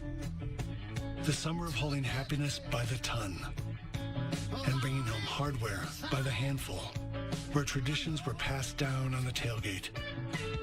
And the only thing more powerful than the feeling was the truck that took you to it during the Ram Labor Day sales event. Right now, get 0% financing for 72 months, plus no monthly payments for 90 days on select 2021 Ram 1500 models. Right about now, we could all use a pancake. Or 10. So come into IHOP for pancakes, burgers, burritos, and more. Because you deserve something that makes you smile. This guy knows what's up. If Mark, Mr. Cartoon Machado, didn't have the fighting spirit to draw out his passion, he never would have turned chrome into a canvas. If he let a lack of tools stop him, he never would have started tattooing using a homemade machine. And if he listened to those who said you need an art degree, he never would have perfected the street look that made him a street legend. That's the fighting spirit. That's what makes a lion. Modelo, root for those with a fighting spirit. Dish makes TV easy. Prime Video? It's easy. And then click Prime Video. The app is now right there with all your live TV. You've got this. We've got this. They got this. Dish, streaming and live TV all in one place. Okay, so turn left. Take this right. Now pull into that parking space. Now put the car in park. Great, thanks so much. It's my lunch break. You know you want that smoky, tangy, sweet, and spicy sauced and tossed Wingstop, where flavor gets its wings. Wednesday, September 22nd, the Goldbergs are taking you on an excellent adventure. Just like Bill and Ted. So party on, dudes, with the Goldbergs season premiere, Wednesday, September 22nd on ABC. Excellent. This season, Taco Bell is welcoming back one of the best parts of college football, the student section. The Live Más Student Section of the Year contest has returned. Go to ESPN.com/Taco Bell to see how your school can compete. It's not college football until we see Luganville inhaling a burrito in a student section. Here's Eric Gray breaking a tackle initially, then finally they track him down at the 28, pick up a 5. These are the facts, Dave. Luke should probably take down at least a six-pack of tacos, right? Six-pack, let's up it to the family style. Okay. Come on now. And by the way, I've got my eye on a student section already this weekend. So my interest was piqued. We're not even to the end of Saturday. I'll tell you, last night was a good-looking crowd in Blacksburg. What a scene. Down. At Virginia Tech. Pulling the upset against North Carolina. Rattler, ton of time, has a completion to Michael Woods. He comes up short of about 3 yards from the line to gain, so third down. No, Dusty, there was one of those parts of Spencer Rattler's game that we talked about coming into this game where he has a tendency to float and fade back because he has such trust in his arm talent, but it can get him in trouble. It can make him a little inaccurate, and I think he's got to settle in there, have a base platform, and drive off his back foot if he wants to maximize those throws. Climb up in that pocket, Luke. You're exactly right. Instead, he drifts here, backing up, but there was a defender in his face. Now Rattler takes off and gets the first down out to the 38. Rattler, the Heisman favorite coming into the season.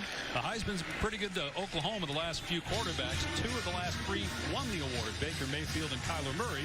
Jalen Hurts was the runner-up. And all 3 are going to start in the NFL Week 1. You see the numbers for Rattler today. And he's not a runner, but he does have good mobility, enough to keep a defense honest. It was well done. He tried to stand in there, reverse spins out, and picks up enough to move the sticks. Rattler on the run, dumps it off to Hall. Hall slammed to the ground. Marvin Moody lost his helmet, and he'll have to go to the sideline for a play. Great success by Oklahoma at the quarterback position over the last 4 years, going back to Baker. You know, guys, what stood out to me, we talked with Spencer on the phone for about 15 minutes the other day, was how he's embracing the idea of being the leader of the team. That's exactly right. He understands his role now, and you even heard Lincoln Riley talk about that. And Lincoln Riley told him, take ownership of this football team, and it sure appears that he has. Here's Hall on the catch again. Comes up short because Baker Mayfield, the ultimate leader, right? Ultimate leader, that's right. And a Rattler, a little bit quieter personality. He has to really work on being a vocal leader. It just doesn't come naturally to him. And that's really been as much as taking care of the football was a point of emphasis, becoming more of a vocal leader. And when the vibe isn't where it needs to be, Coach Riley's looking to Spencer Rattler to get the team right each and every day as they prepare on a weekly basis. He got voted captain, and he told us that's his greatest accomplishment so far. Not much running room there for Gray on third down. He'll come up short. We'll see what the Sooners do on fourth down. But that didn't seem just like interview. Like, I'm just going to say this because I'm talking to the TV guys. Like, that seemed from the heart. Like, hey, I was voted captain by my teammates. That means something to me. Now I've got to go out there and prove that I've earned the respect of my guys. And isn't that exactly what you want from your quarterback, especially somebody coming in that didn't have those natural leadership abilities and really worked on that? And I think Lincoln Riley deserves a lot of credit for that as well. Pushing him, prodding him, pushing the right buttons to get the most out of Spencer Rattler as a leader. They go for it on fourth down, and Kennedy Brooks bounces off of one guy, tracked down, though, at the 42-yard line. And so Tulane's going to take over on downs in Oklahoma territory, but down 23 midway through the third. That's an impressive job there by Kevin Henry, getting the penetration, creating the disruption. Oklahoma stymied and stuffed on fourth down, setting up Tulane.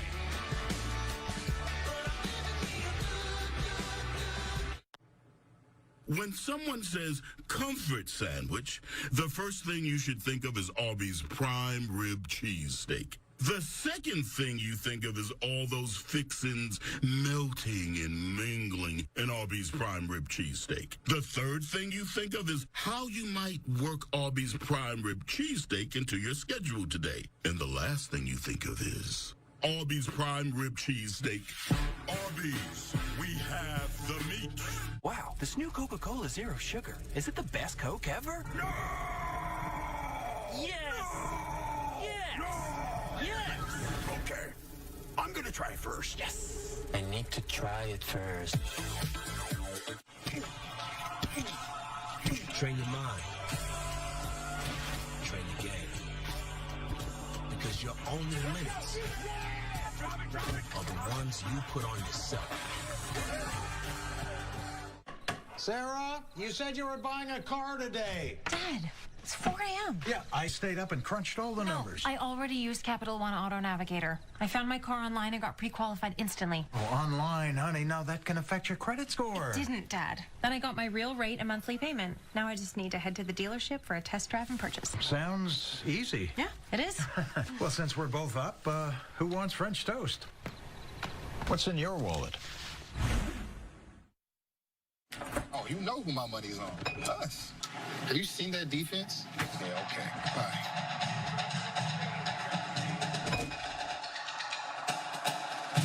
Hey, I'm just trying to buy these. I think you may need one of these, too. I'm just messing with you. Oh, that was good. Here we go. Thanks, Jordan, man. Some have a history of building the best trucks. But according to just about anybody who's handing out a trophy, Ram currently builds the best trucks. So if you're shopping for a truck today, here it is. If you're shopping in the past, well, good luck with that. That was then. This is Ram. Right now, get 0% financing for 72 months, plus no monthly payments for 90 days on select 2021 Ram 1500 models. Tailgating checklist. Barbecue. Beverages. Burgers. Ram 1500 Limited. And bean dip. Don't forget the bean dip. Tulane takes over on downs in Oklahoma territory, but down 37-14. Let's check out the upcoming AAC schedule on ESPN+. A really good Cincinnati team under Luke Fickell, ranked 8th preseason, taking on Miami, Ohio. Tulane will play Morgan State next Saturday. That game will be in Birmingham, moved because of Hurricane Ida, but the update from Tulane officials, it's looking more and more like they could be back in New Orleans after that game, which is great news considering what's happened to the city and the state. Here's Carroll getting the carry, and a gain of about 3 down to 39. One thing as we look at this Oklahoma defense, one thing they've done, Lugs, they have rotated so many bodies along the defensive line. We see true freshman Downs out there. Now you see Caleb Kelly, first level, second level, third level. A lot of players. I think it speaks to the depth that they've created on this defensive side of the ball. They fake the jet sweep. Here's a flea flicker. Pratt, oh, he gets absolutely smoked by 2 Sooners. The pass flutters and is incomplete. No, Danny Stutz was there for Oklahoma along with Justin Harrington. Stutzman, Caleb Kelly coming off the edge. The super 6-year senior gets there. That just takes too long to develop against a pass rush like Oklahoma. Michael Pratt once again pays the price.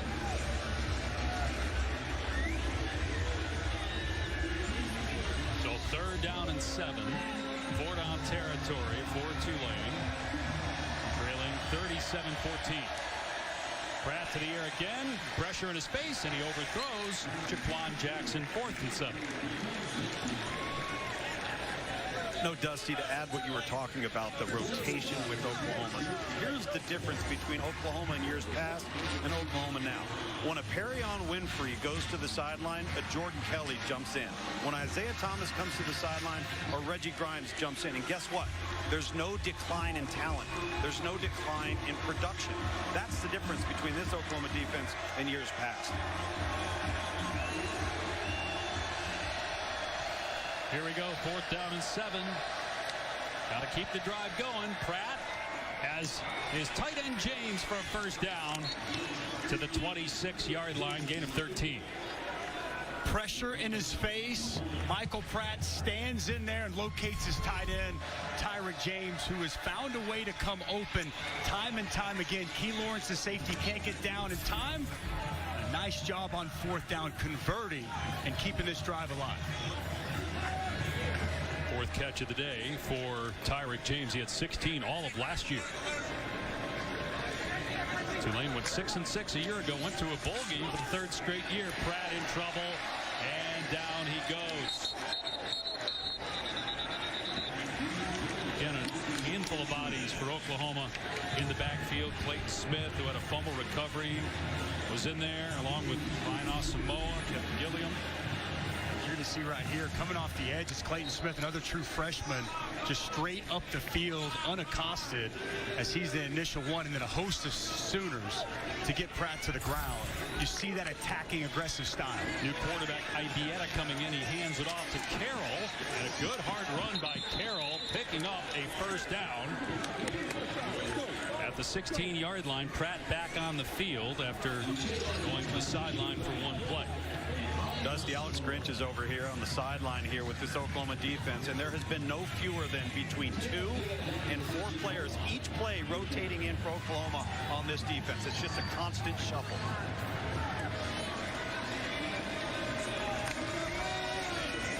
Pratt will throw it, gets hit by Grimes, but he gets rid of it. Upended after the catch is Wallace. Close to another first down. DJ Graham with the hit. Going to spot him a yard short.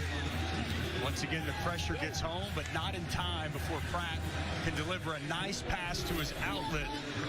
A quality pickup on first down. Anybody watching this game can't walk away and really respect the toughness of Michael Pratt. And there's no reason to think Tulane won't be in a bowl game for a 4th straight year. It's a good team.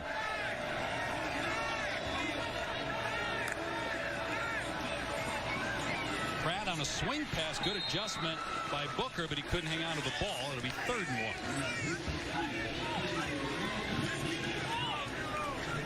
But you look at the schedule, yeah, they have to go to Ole Miss, and the American Conference has some really good teams led by Cincinnati, but it's a team that, again, won 6 games last year, had 2 overtime losses, and also a game against Navy where they blew a 24-point lead, ended up losing that game. Otherwise, you're looking at 8-9 wins. A rare snap under center here for Pratt with Carroll, the running back. Carroll drilled right at the line of scrimmage. Nick Benito again in the backfield for OU. Benito, Corey Roberson, good penetration there on a 3rd and short situation. That's Tulane's short yardage and goal line offense. As you see Carroll very close to the quarterback. You've got essentially the wing in motion, and they go right back to it. Going for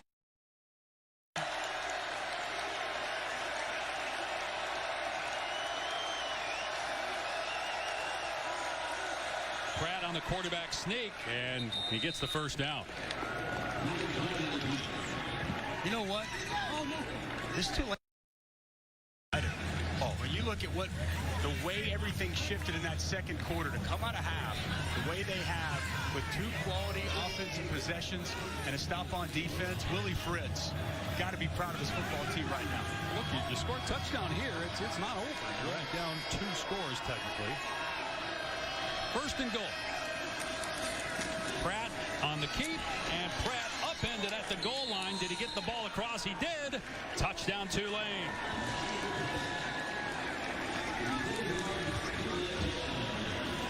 Looks like Willie Fritz looking to go for 2 here. Is Michael Pratt limping off the field right now. And let me ask you guys, why would you go for 2 here? You don't have to go for 2 yet. You will the next time, but why wouldn't you just get it down to 2 scores here? Get it to 16 points. I don't have a good answer because I would be thinking the exact same way as you. Well, they may be, well, let's see, with Michael Pratt, and he's limping around. And keep in mind, those last 2 plays were vintage Willie Fritz, some option principles. How much do you want Michael Pratt running the football here?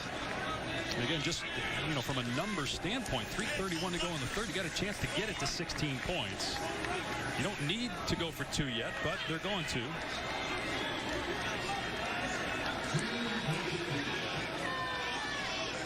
I guess the thought just being that at some point you're going to have to come up with 2-point conversions. Might as well make it right now. Right. If you get it here, you make it a little bit easier on yourself if you score again. But if you don't get it, now you need the ball 3 more times. Correct. Take a look at number 80, Tyrick James, who's been the go-to guy on this series, lined up at the bottom of your screen. There are 2 tight ends here, Dusty. And we're going to see some semblance of crossing routes here. My question, other than that, is there something they're looking at upstairs that we haven't been told yet? Just looking, we're being told, because every play is reviewed, not necessarily further reviewed. They're just looking to make sure he got over, whether they should stop it to look a little bit longer. They saw what they needed to see, and they go for it on 2. Here comes a reverse, and walking in for an easy score is Deuce Watts, so they do get the 2-point play. I guess if you got one you love, you run it there. They did, and they're back within 15. 3:31 to go in the third.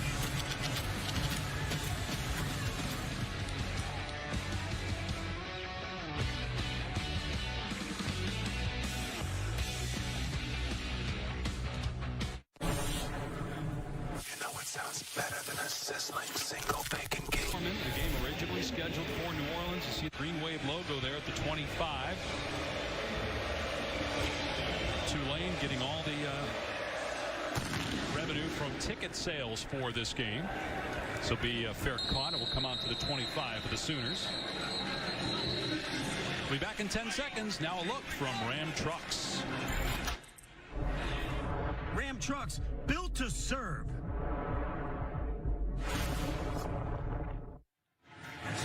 Spencer Rattler, the Heisman Trophy favorite. 5 incompletions today, that's all. One of those was an interception. He has thrown for a touchdown. He's run for a score. He accounted for 34 touchdowns in his redshirt freshman season after sitting behind Jalen Hurts 2 years ago.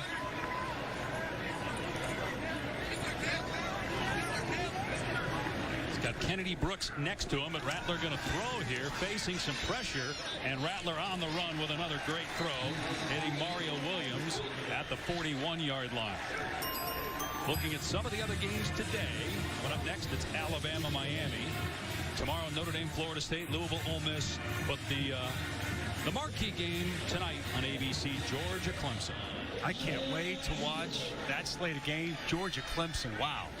Top 5 matchup opening week. Going to be fantastic to see that on display.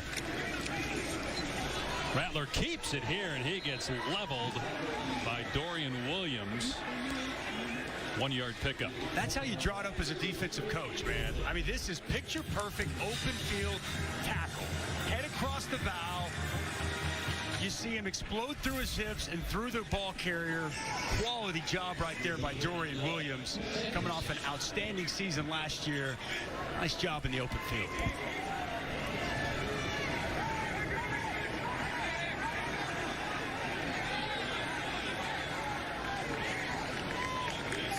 Rattler to throw on 2nd down and 10. Steps up, and another great ball. Boy, the ball placement just spectacular. Finding Hazelwood. Check that, Mims on the catch. 1st down, 15-yard gain. Going through his progressions, finding the open man and delivering an accurate pass. Now they run it. Brooks puts his head down and gets maybe 2. You know, Dusty, you talk about that. I think the thing that's so impressive with guys like Spencer Rattler is when they're under duress, their eyes never come down to the rush. They're always looking for that second passing opportunity, and a guy will get lost in coverage, and then boom, next thing you know, you have a huge gainer. Rattler on 2nd down and 8.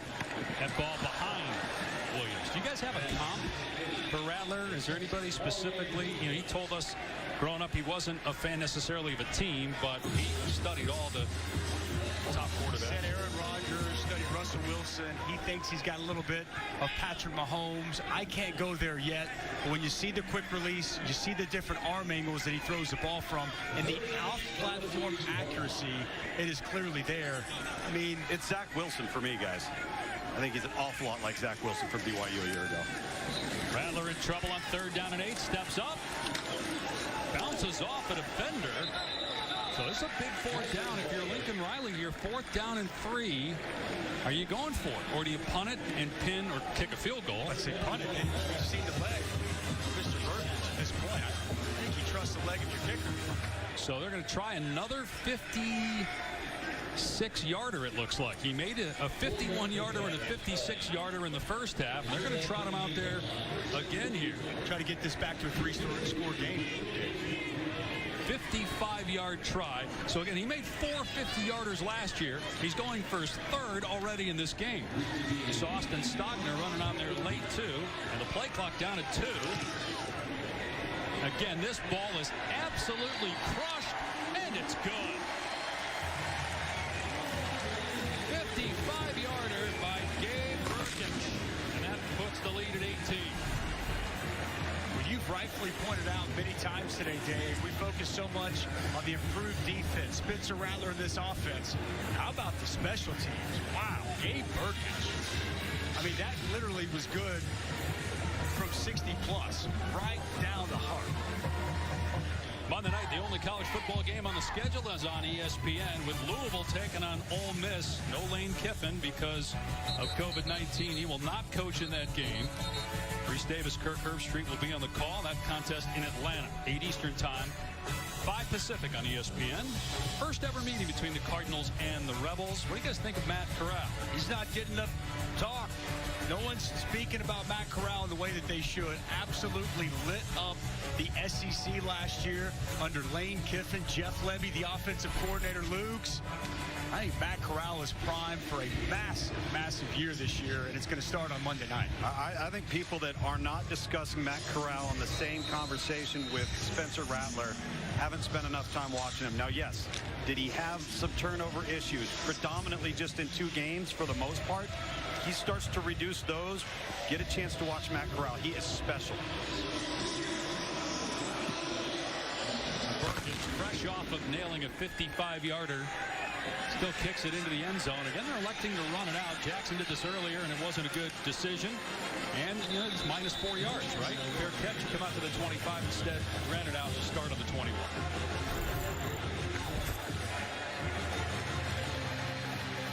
We've talked a lot about Michael Pratt's toughness, and this guy has gotten hit again and again, and he just keeps getting back up, coming out fighting.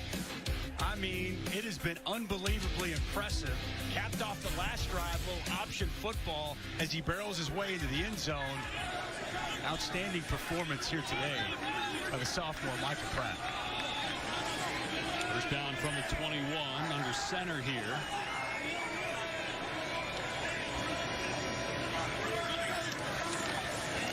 Give to Carroll, and he's going to lose yardage. Dusty is a former Oklahoma All-American and NFL defensive tackle. When your quarterback is out there getting hit like that and popping up, what does that do for your confidence in him as a leader?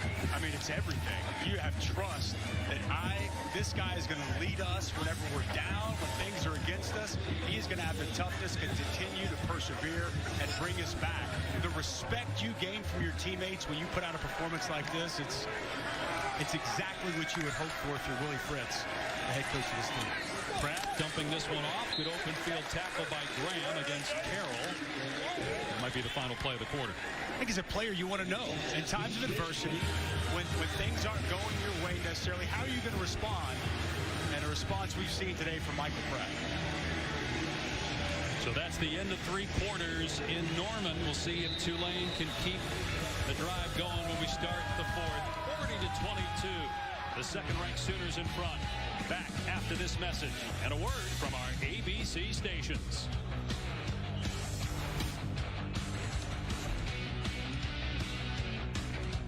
Howdy, folks. Joe Theismann here. Thousands without power, and again the case in New Orleans. So this game moved to Norman. Here's Pratt on 3rd down and 9 as a completion. Going to be short of the line to gain by about 5 or 6 yards. We'll see if Tulane goes for it here from its own 26. 4th and 5. Pressure again from Oklahoma. That's the true freshman Clayton Smith. He's been all over the field here in the second half. And we talked earlier about the depth and the rotation of this defense. Luke, seeing a true freshman like Clayton Smith out there, he was highly touted coming out, but it really just speaks to what you're talking about and how this roster on the defensive side has completely changed. Ryan Wright with a good punt, driving Mims back. He muffs the ball, scoops it up back at the 10-yard line, and here he goes. Runs out of real estate, but that was almost an incredibly costly mistake, trying to go over the shoulder and field that ball. Thankfully for Oklahoma, he was able to recover. Otherwise, Tulane would have been inside the 10-yard line. Don't forget tonight on ABC, the Duke's Mayo Classic, Clemson, Georgia. See it on the ESPN app as well. One app, one tap. Here are college football rankings. We talked about number 10 going down yesterday. PlayStation college football rankings. What do you guys like in this game tonight? I like Georgia. And now they're really banged up. And I don't know exactly who's all going to be out there. Don't know if Darnell Washington's going to play, but I'm high on the Dogs this year. Rattler just gets rid of it. Boy, isn't that grounding? In the pocket. There's a discussion going on. There's nobody around the ball there. That's a mistake by Rattler. There's the flash. Yeah, I mean, that's a mistake. That's a learning opportunity here. Intentional grounding, number 7, offense. Penalty being forced at the spot of the foul. Lost it down. Second out. Properly pointed out by you, partner. We'll take a look here. Looking at the tackle box, as we'll see here, he's got to get outside before he throws that football away. And as the pressure comes, we see him just drift back. No receiver anywhere to be found. Well identified by you, and the right call by the officials. So you almost have, you have a muff punt, luckily recovered, and then you have intentional grounding. So it's 2nd and 21. Here's a wide receiver screen to Woods, who's free. Ran into his own guy. Down at the 25-yard line, got a chunk of it back, but big third down here for Tulane defensively. Stay in the game. This defense has really answered the bell here in this second half. They had their struggles in the first half, but really came to play, showing the toughness that they have. See if they bring pressure against Rattler here. 3rd down and 9. They'll back off and rush 4. Rattler over the middle, behind his intended target, and a diving interception made at the 47-yard line by Macon Clark. What a great pick.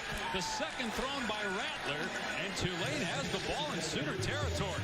Just a missed opportunity by Spencer Rattler. He's got his big target. The tight end, Austin Stogner, open in the middle of the field, throw behind him, and Macon Clark.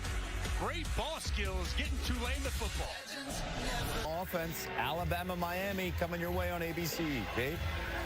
Kevin, meanwhile, Rattler has thrown 2 picks in this game. He threw 2 the final 7 games combined. This was the issue early in the season for Rattler a year ago. Turnovers, and now Tulane with life, not done. Trailing by 18, but the dead ball penalty here. False start, number 79. Offense, 5-yard penalty. Still first down. What's a zone pressure, as you're going to see the defensive end, Angelo Anderson, is going to drop right in the window of Spencer Rattler. So he's in that throw window. He wants to get the ball to Stogner, and it's thrown behind him, high and behind for the interception. Pratt taking a shot, just overthrows Booker, who got past Broyles down the sideline.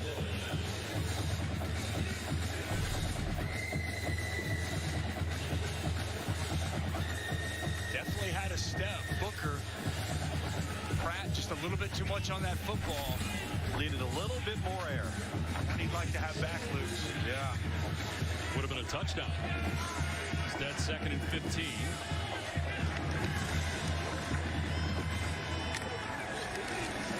They pitch it to Booker. Booker with running room. And he's close to a first down. Gets lit up by Turner Yell, but that's a 13-yard gain. They're inside the 40-yard line. Some of these blocking schemes and imagination we're seeing, they pull play side guard tackle away, then they toss it going the opposite direction, create some confusion for the second level linebackers. Nice pickup. In short yardage, they put Pratt under center here. We've seen this formation a bunch. They're just 2 for 11 on 3rd down today, but 4 of 5 on 4th down, and certainly in 4-down territory. Carroll picking a hole, has a first down. The 34-yard line, 2 minutes into the 4th. Tulane down 18 points, but a fresh set it down. Puts so much strain on you, Dusty, when you're seeing so many different things, as you mentioned, with the eye candy that Tulane has offensively, and then they get in those short yardage situations. Now you got to defend option football. And back so close to the quarterback, just 3 yards behind. An easy dive inside, the powerful run by Carroll. Pratt back to throw. Single coverage, and the pass is incomplete. Broken up by Jaden Davis. There is a penalty marker down. Deuce Watts, the intended target. Ineligible player downfield, number 52. Offense, 5-yard penalty. Replay, first down. It's on the center, Sincere Hainsworth. Sincere Hainsworth, we're going to see right here in the middle of your screen.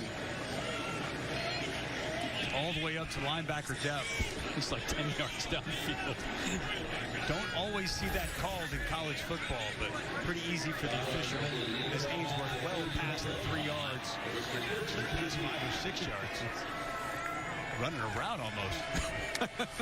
The button hook. 1st and 15, and it's dropped by Wallace with Brian Asamoah in coverage.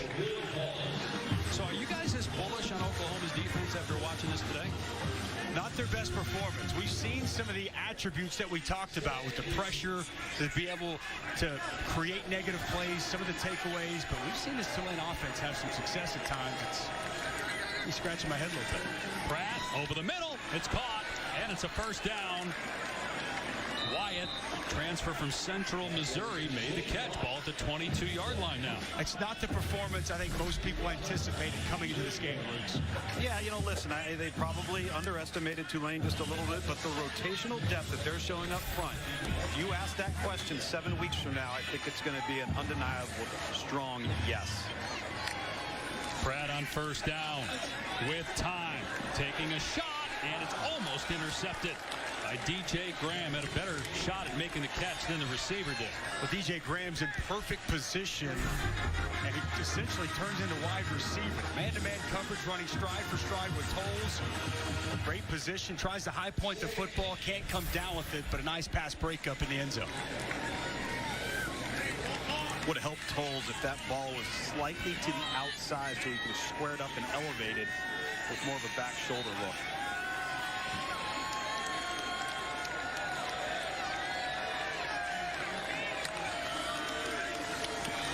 Pratt going to keep it here. Pratt with running room inside the 10. Down to the 5-yard line. And still fired up. Took the shot. He kind of likes it. Absolutely he likes it. Well blocked.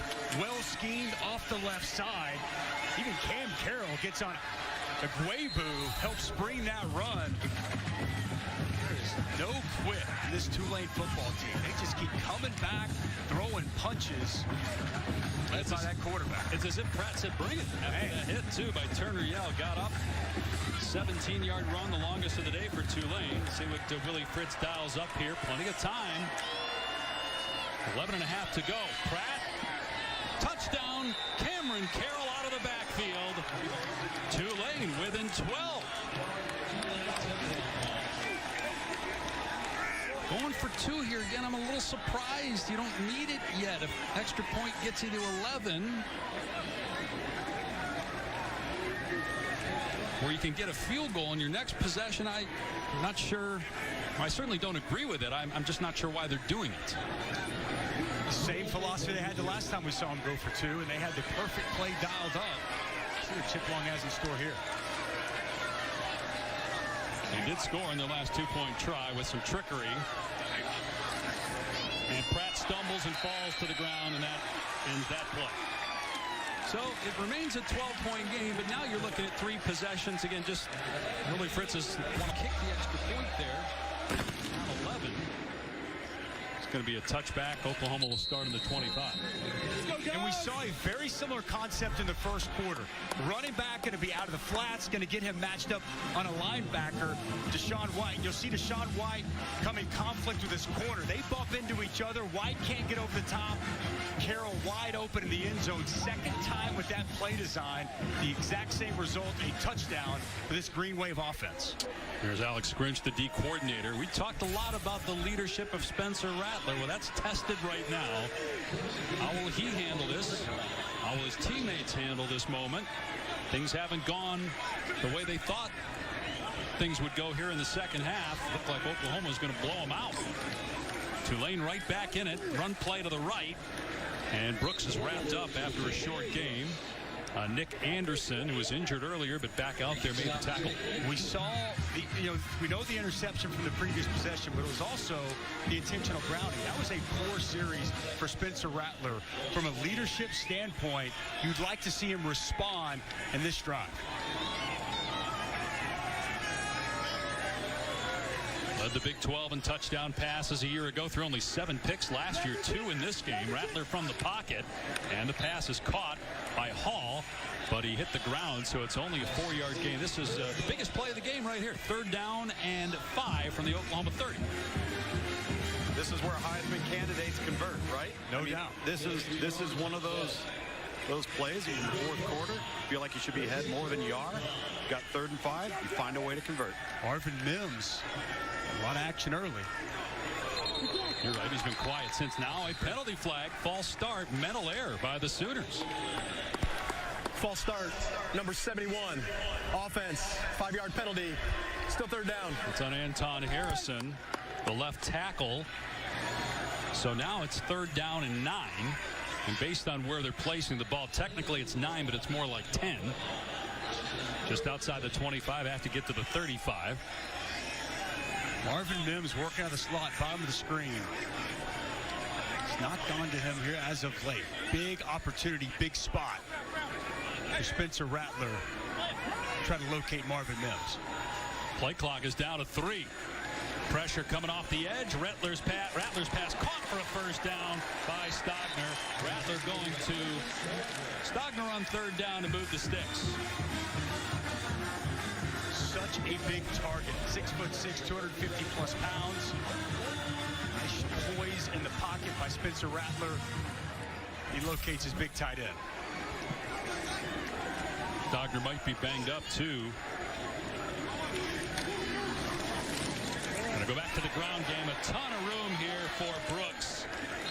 Out to the 45 for 8 yards. Brought down by Anderson. Brooks, a 2-time 1,000-yard rusher. Took last year off, opted out in 2020 because of COVID-19. And Brooks, impressive so far in this game. 7 yards a carry. Key block there by Eric Swinson, getting his man on the ground, helping spring that run by Kennedy Brooks. Now the Sooners milking the clock here. The lead is 12. 9 minutes to go. Oklahoma plays Western Carolina next week. Then Nebraska comes here. Handed off again. Brooks able to get out of an ankle tackle. And nice moves, getting the 1st down near midfield. Refuses to go down on the initial contact. Tough physical piece of running by Kennedy Brooks. Lost his shoe trying to get out of that ankle tackle attempt by Williams. Oklahoma's Big 12 opener will be against West Virginia September 25th. They have the Texas game October 9th. They have Iowa State home. And Bedlam will be in Stillwater on November 27th.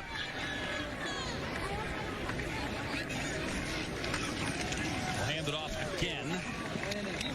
Derek Gray getting maybe 2, but the clock will continue to move.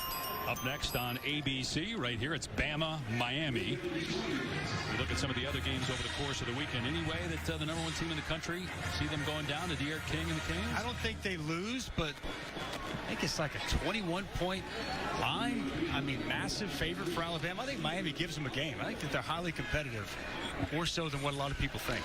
2nd and 8. Rattler's pass is caught. And 1st down after the catch. Brian Darby showing some good moves. Moving the ball down to the 38.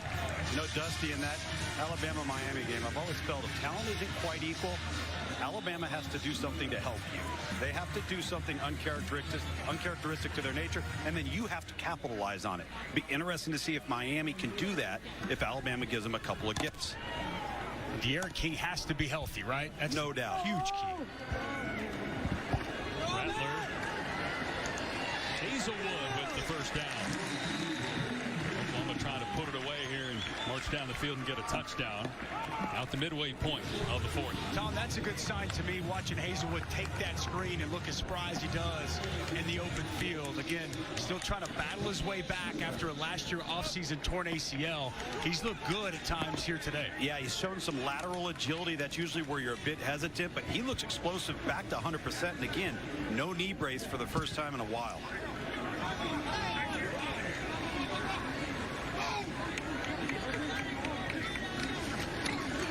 Rattler off play action, hits Mims, and he gets hit. What a huge smack. Larry Brooks. Mims is all right, hops right up, but that was well played. Clean hit by Brooks. Larry Brooks lowers the boom and shows up with bad intentions. Clean hit all the way around. That's a clinic tackle video. It sure is. We've seen that a couple times from these Tulane defenders. Well done. Yeah, it's going to hurt in the morning, I think, for Mims.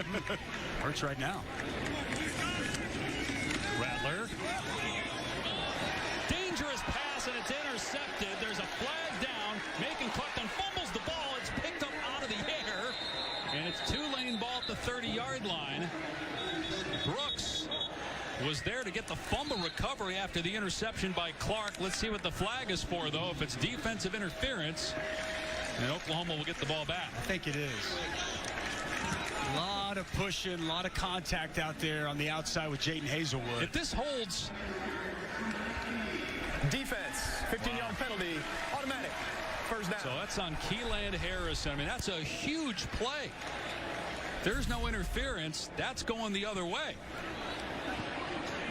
That's a terrible call, first of all. I mean, he got shoved back by Hazelwood. Yeah, he's just trying to get in position to make a play on the football. That is a downright awful call. That is terrible, guys. I am completely with you. That is not the right call in that position. The defender has every right to the football, just like the receiver. He's just trying to get in position to pick it off, and he gets thrown to the ground. Unless something happened earlier while the ball was in the air as Greg gets to carry, but, I mean, he was putting his arms back. It's a terrible missed call. It's also a poor throw by Spencer Rattler.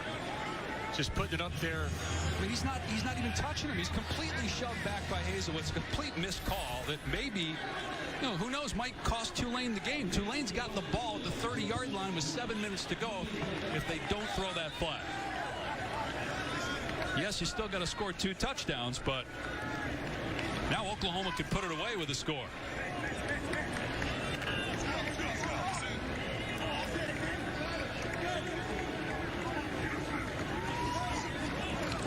Brooks dropped in the backfield. Darius Hodges with the tackle for a loss. That's that counter you talked about earlier, Tom. Yep. Pull the backside guard and tackle, and the penetration gets there by Darius Hodges. That's a third and long situation. If they can hold them to a field goal here, it stays a 2-possession game.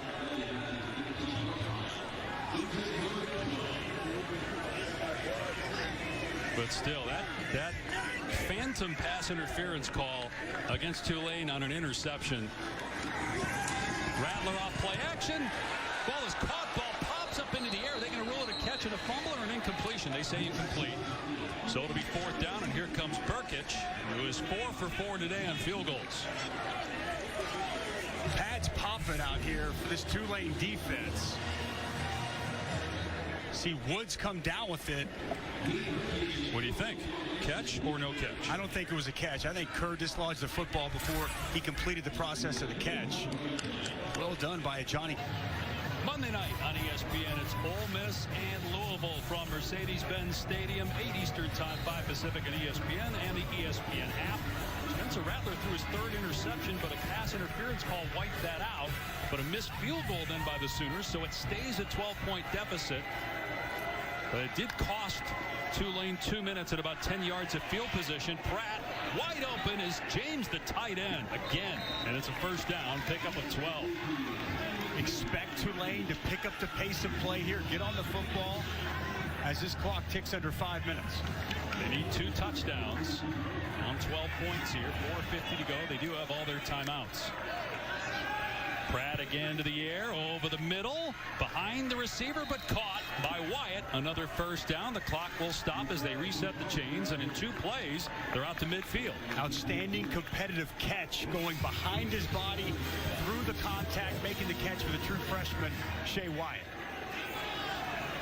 Willie Fritz on the last score elected to go for 2. They didn't get it. Had they just kicked the extra point, maybe just get a field goal here. Get yourself in field goal range.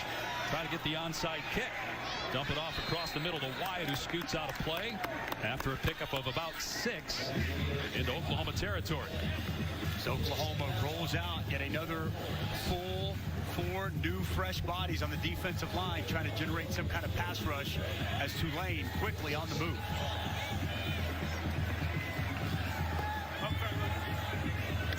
Second and 5. Pratt finds some running room off that left side, slides after he gets the first down. It's where the ball is when you start that slide, but he's still got enough to move the chains to the 45 of Oklahoma. 4 minutes to go.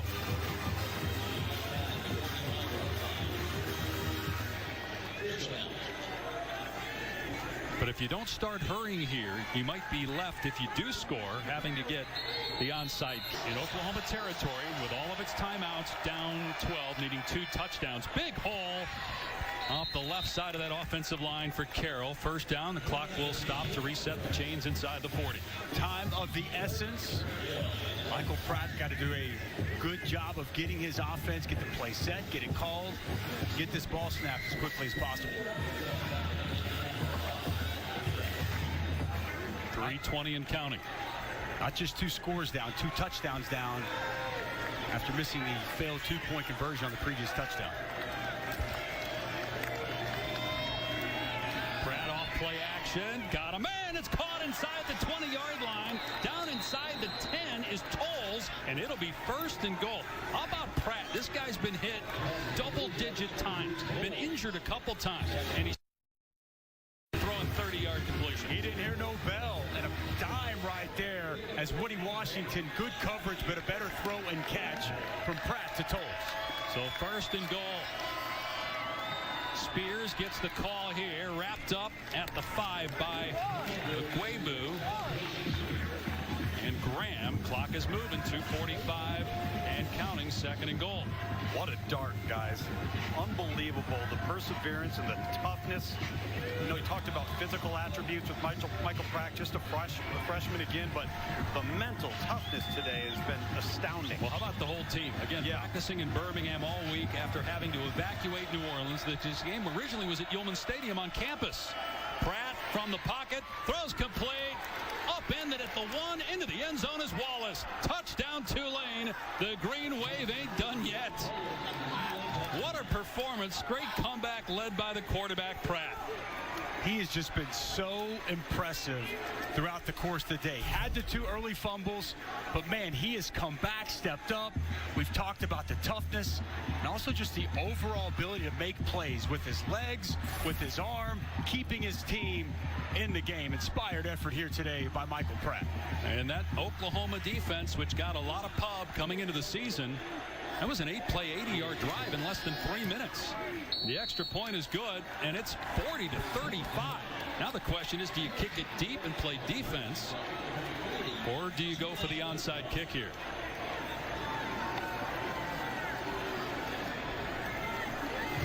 While we have an opportunity, let's get you to the Aflac trivia question. The Big 12 formed in 1994. Conference play started in 96. Since then, how many national titles has a Big 12 institution won? It's a little bit of a trick question, because one of the schools isn't in the Big 12 anymore. Correct. That'd be Nebraska, right? Yep. So the Big 12 was formed 94. Since then, how many national championships have they won? 5. Actually, you know what? No, it's less than that. Well, they won it in Nebraska won it in 95. Oklahoma won it in 2000. Texas won it in 2005. Three. I think the answer is 3, including Nebraska. I think it was 97. Correct. 97, yep. Meanwhile, guys, so onside kick or kick it deep? 2:18 to go. I think I'm on onside kick it here, Luke's. I think you onside kick it, but I've got to be honest with you, the way this Tulane defense has played, they've had answers for Oklahoma. And the way that Spencer Rattler has thrown the ball up for grabs, I think the safe play here is the onside kick. Hopefully you got a great execution. Hopefully the double hop on the ball. But man, Tulane's played good defense to get him to this point. Look, too, guys, where Mims is. He's at the 25. There's nobody deep, so why not pop it up into the field of play over his head? Get a free ball. Definitely could try that. Let's not forget, too, Tulane did not need to use a timeout on that last drive. In fact, now Mims just ran forward, so you got nobody deep here. You could kick it deep and have a sprint to get back there to try to get on a loose ball, and if you don't, you just play defense. Absolutely. Glover will kick it off. Setting up here for the onside kick. Let's see what they do. And it's touched initially by Oklahoma, but then 3 Tulane players jump in there, led by Larry Brooks, and Tulane's got the ball. Wow. They recover the onside kick at the 48-yard line. They have all their timeouts, 2:17 away from victory if they can get a touchdown. Wow. Well executed onside kick by Tulane. A little bit of a sidewinder there. It takes a couple of hops. Stogner's in position. He doesn't come down with it. You see him and Jeremiah Hall kind of fighting over it. And then it's Larry Brooks jumping on top. After everything this team has been through this past week, here we are with 2:17 to play. Ball in hand with a chance to pull an upset of epic proportions. Wow. Forced out of New Orleans a week ago Saturday. In Birmingham, in a hotel, did not have enough clothes to last more than a couple days. And here they are in Norman with an opportunity to win the game. Pratt off play action, in trouble, forced out of the pocket, got outside the pocket, and throws it away, so no grounding. It'll be 2nd and 10. Good inside pressure there by the defensive tackle, Perrion Winfrey. Haven't called his name many times today, but a timely pressure forcing the out-of-bounds throw by Michael Pratt. Tulane needs to be methodical here, guys. They don't need to get greedy. You can still run the ball, too, in this situation. Yep. Have your timeouts. They'll throw it here. Pratt. And through the hands of Carroll. Would have been a short gain, but incomplete. 3rd and 10. Tulane is 0-37-1 all-time against top 5 teams. Last time they beat a top 10 team, 1973. They beat a top 25 team last year, Army. That's the first time in 30 years they've beaten a ranked team. That tells you how far this program has come under Willie Fritz. Can they knock off the Sooners on the road? They got to make something happen here, though, on 3rd and 10.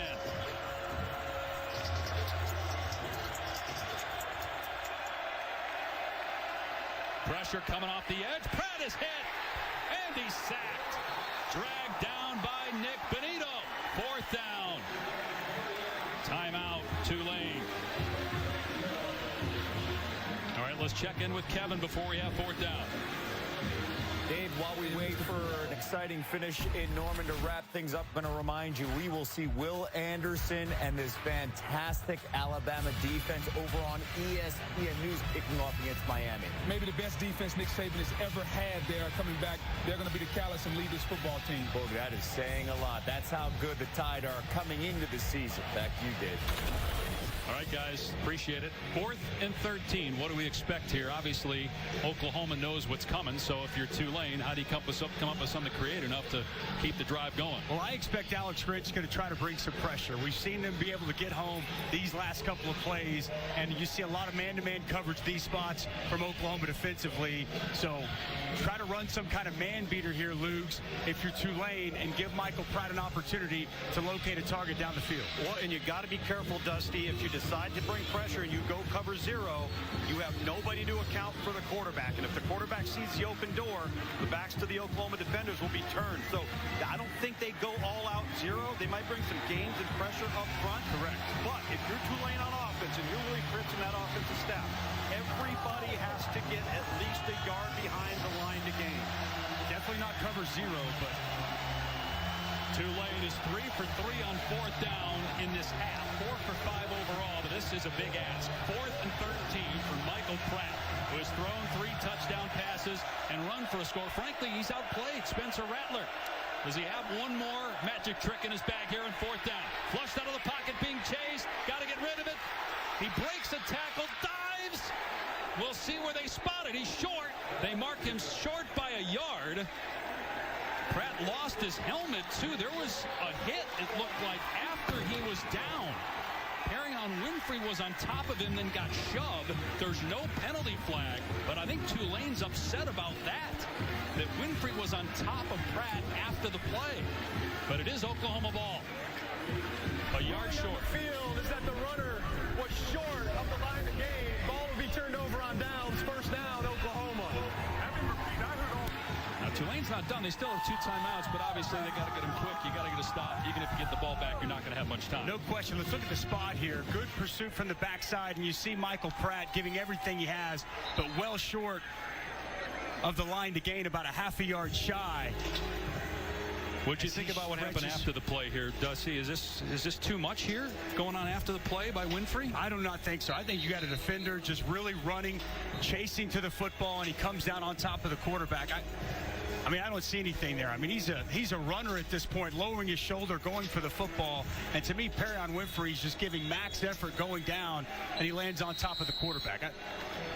I think it's a good, I don't think there should have been a flag whatsoever. That's an effort play. No doubt. That's what you want if you're a defensive coordinator. Your player's giving max effort. And wow, just half a yard short for Michael Pratt. You saw Toles didn't like that, came in and shoved Winfrey, but it is Oklahoma ball. Again, Tulane still could get the ball back. Let's see what Oklahoma does. They just keep it on the ground here. And Brooks with running room across midfield and a huge play on first down. Great job up front to spring Brooks for about 8 yards. Timeout Tulane, 1 remaining. A real tall order now for that Tulane defense to try to keep Oklahoma from getting that first down. And if they do, the game basically is over. Let's answer the Athletic trivia question. So, how many championships? You hit it since the Big 12 started play in 1996. 3 is the right number. I was thrown off because we had Nebraska win championships, I believe, in 94, 95, 97. So when it said it was formed in 94, but they didn't start playing until 96, that was where I initially thought 5. But if you go from 96, clearly 3 the correct answer. Definitely a little bit of a trick question there on week 1 here. They're trying to test us. That Oklahoma math gets Dusty every time.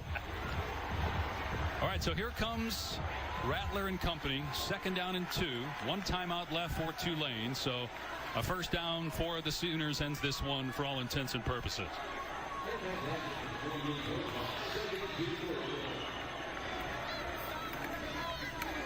Brooks gets the carry, gets the first down inside the 40-yard line. So it looks like the Sooners will escape, but it was not easy to close out this Tulane team here today. Not easy whatsoever. Inspired effort. Nice piece of running there. Jump cut, good vision, and then the explosiveness through the hole to get a much-needed first down to ice this game away. But, man, Oklahoma was in a fist fight. Find a way to win the game, which at the end of the day, that's the object of this. But how can you not walk away and really respect this Tulane Green Wave football team, all the things they've been through, and to come in here with a crazy week and to play the way that they have, an inspired brand of football, just speaks to the job Willie Fritz has done since he's taken over that job. Rattler takes a knee. He'll do it one more time. Tulane not going to use, or they will use a timeout there. Okay. So last timeout by Tulane, and 2 snaps away from victory for Oklahoma. Let's go to Kevin. Dave, once again, another reminder, Alabama-Miami underway in Atlanta over on ESPN News. Bryce Young and the Tide offense on the field right now with the opening possession. We will get that game here on ABC once we have a final in Norman. Back to you. All right, so we talked to Kevin about Tulane, and, the Americans got to watch out. This is a good Tulane team. But if you're an Oklahoma fan, how concerned are you? Because There were people talking national championship before today. Does this change? I think everybody's been talking national championship. I mean, look, there's a lot of things that need to get cleaned up, need to get corrected. I think it starts with Spencer Rattler. Had some throws that have you kind of scratching your head. And then defensively, clearly, Alex Grinch not going to be happy when he goes back and looks at this tape. They found a way to win this football game. There's going to need to be massive improvement from this week as they move forward if they're going to reach the aspirations that they have for this season. Well, you know what, guys? Let's go back to the 2014 season. If you recall, Ohio State gets throttled by Virginia Tech in week 1. Dave, if you remember, you and I had Virginia Tech the following week versus East Carolina. Lincoln Riley was the offensive coordinator.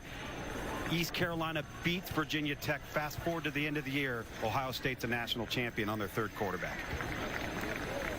Well, it's still possible, Luke. The goals are still out there in front of them, but this is going to be clearly a tape that Lincoln Riley, Alex Grinch, all these coaches on this staff use as a teaching tool and a way to get better, because after watching this today, Oklahoma not clearly where they need to be. Well, again, you could make the case that their Heisman Trophy favorite was outplayed today by Michael Pratt, who had more touchdown passes. Now, Pratt did have the fumbles, but no interceptions. Rattler threw 2. But Oklahoma wins, so you'd rather be able to sit there and critique your team in victory rather than losing a game at home against an unranked team. For Dusty Dvorak, Tom Luginbill, Dave Pasch, saying so long from Norman.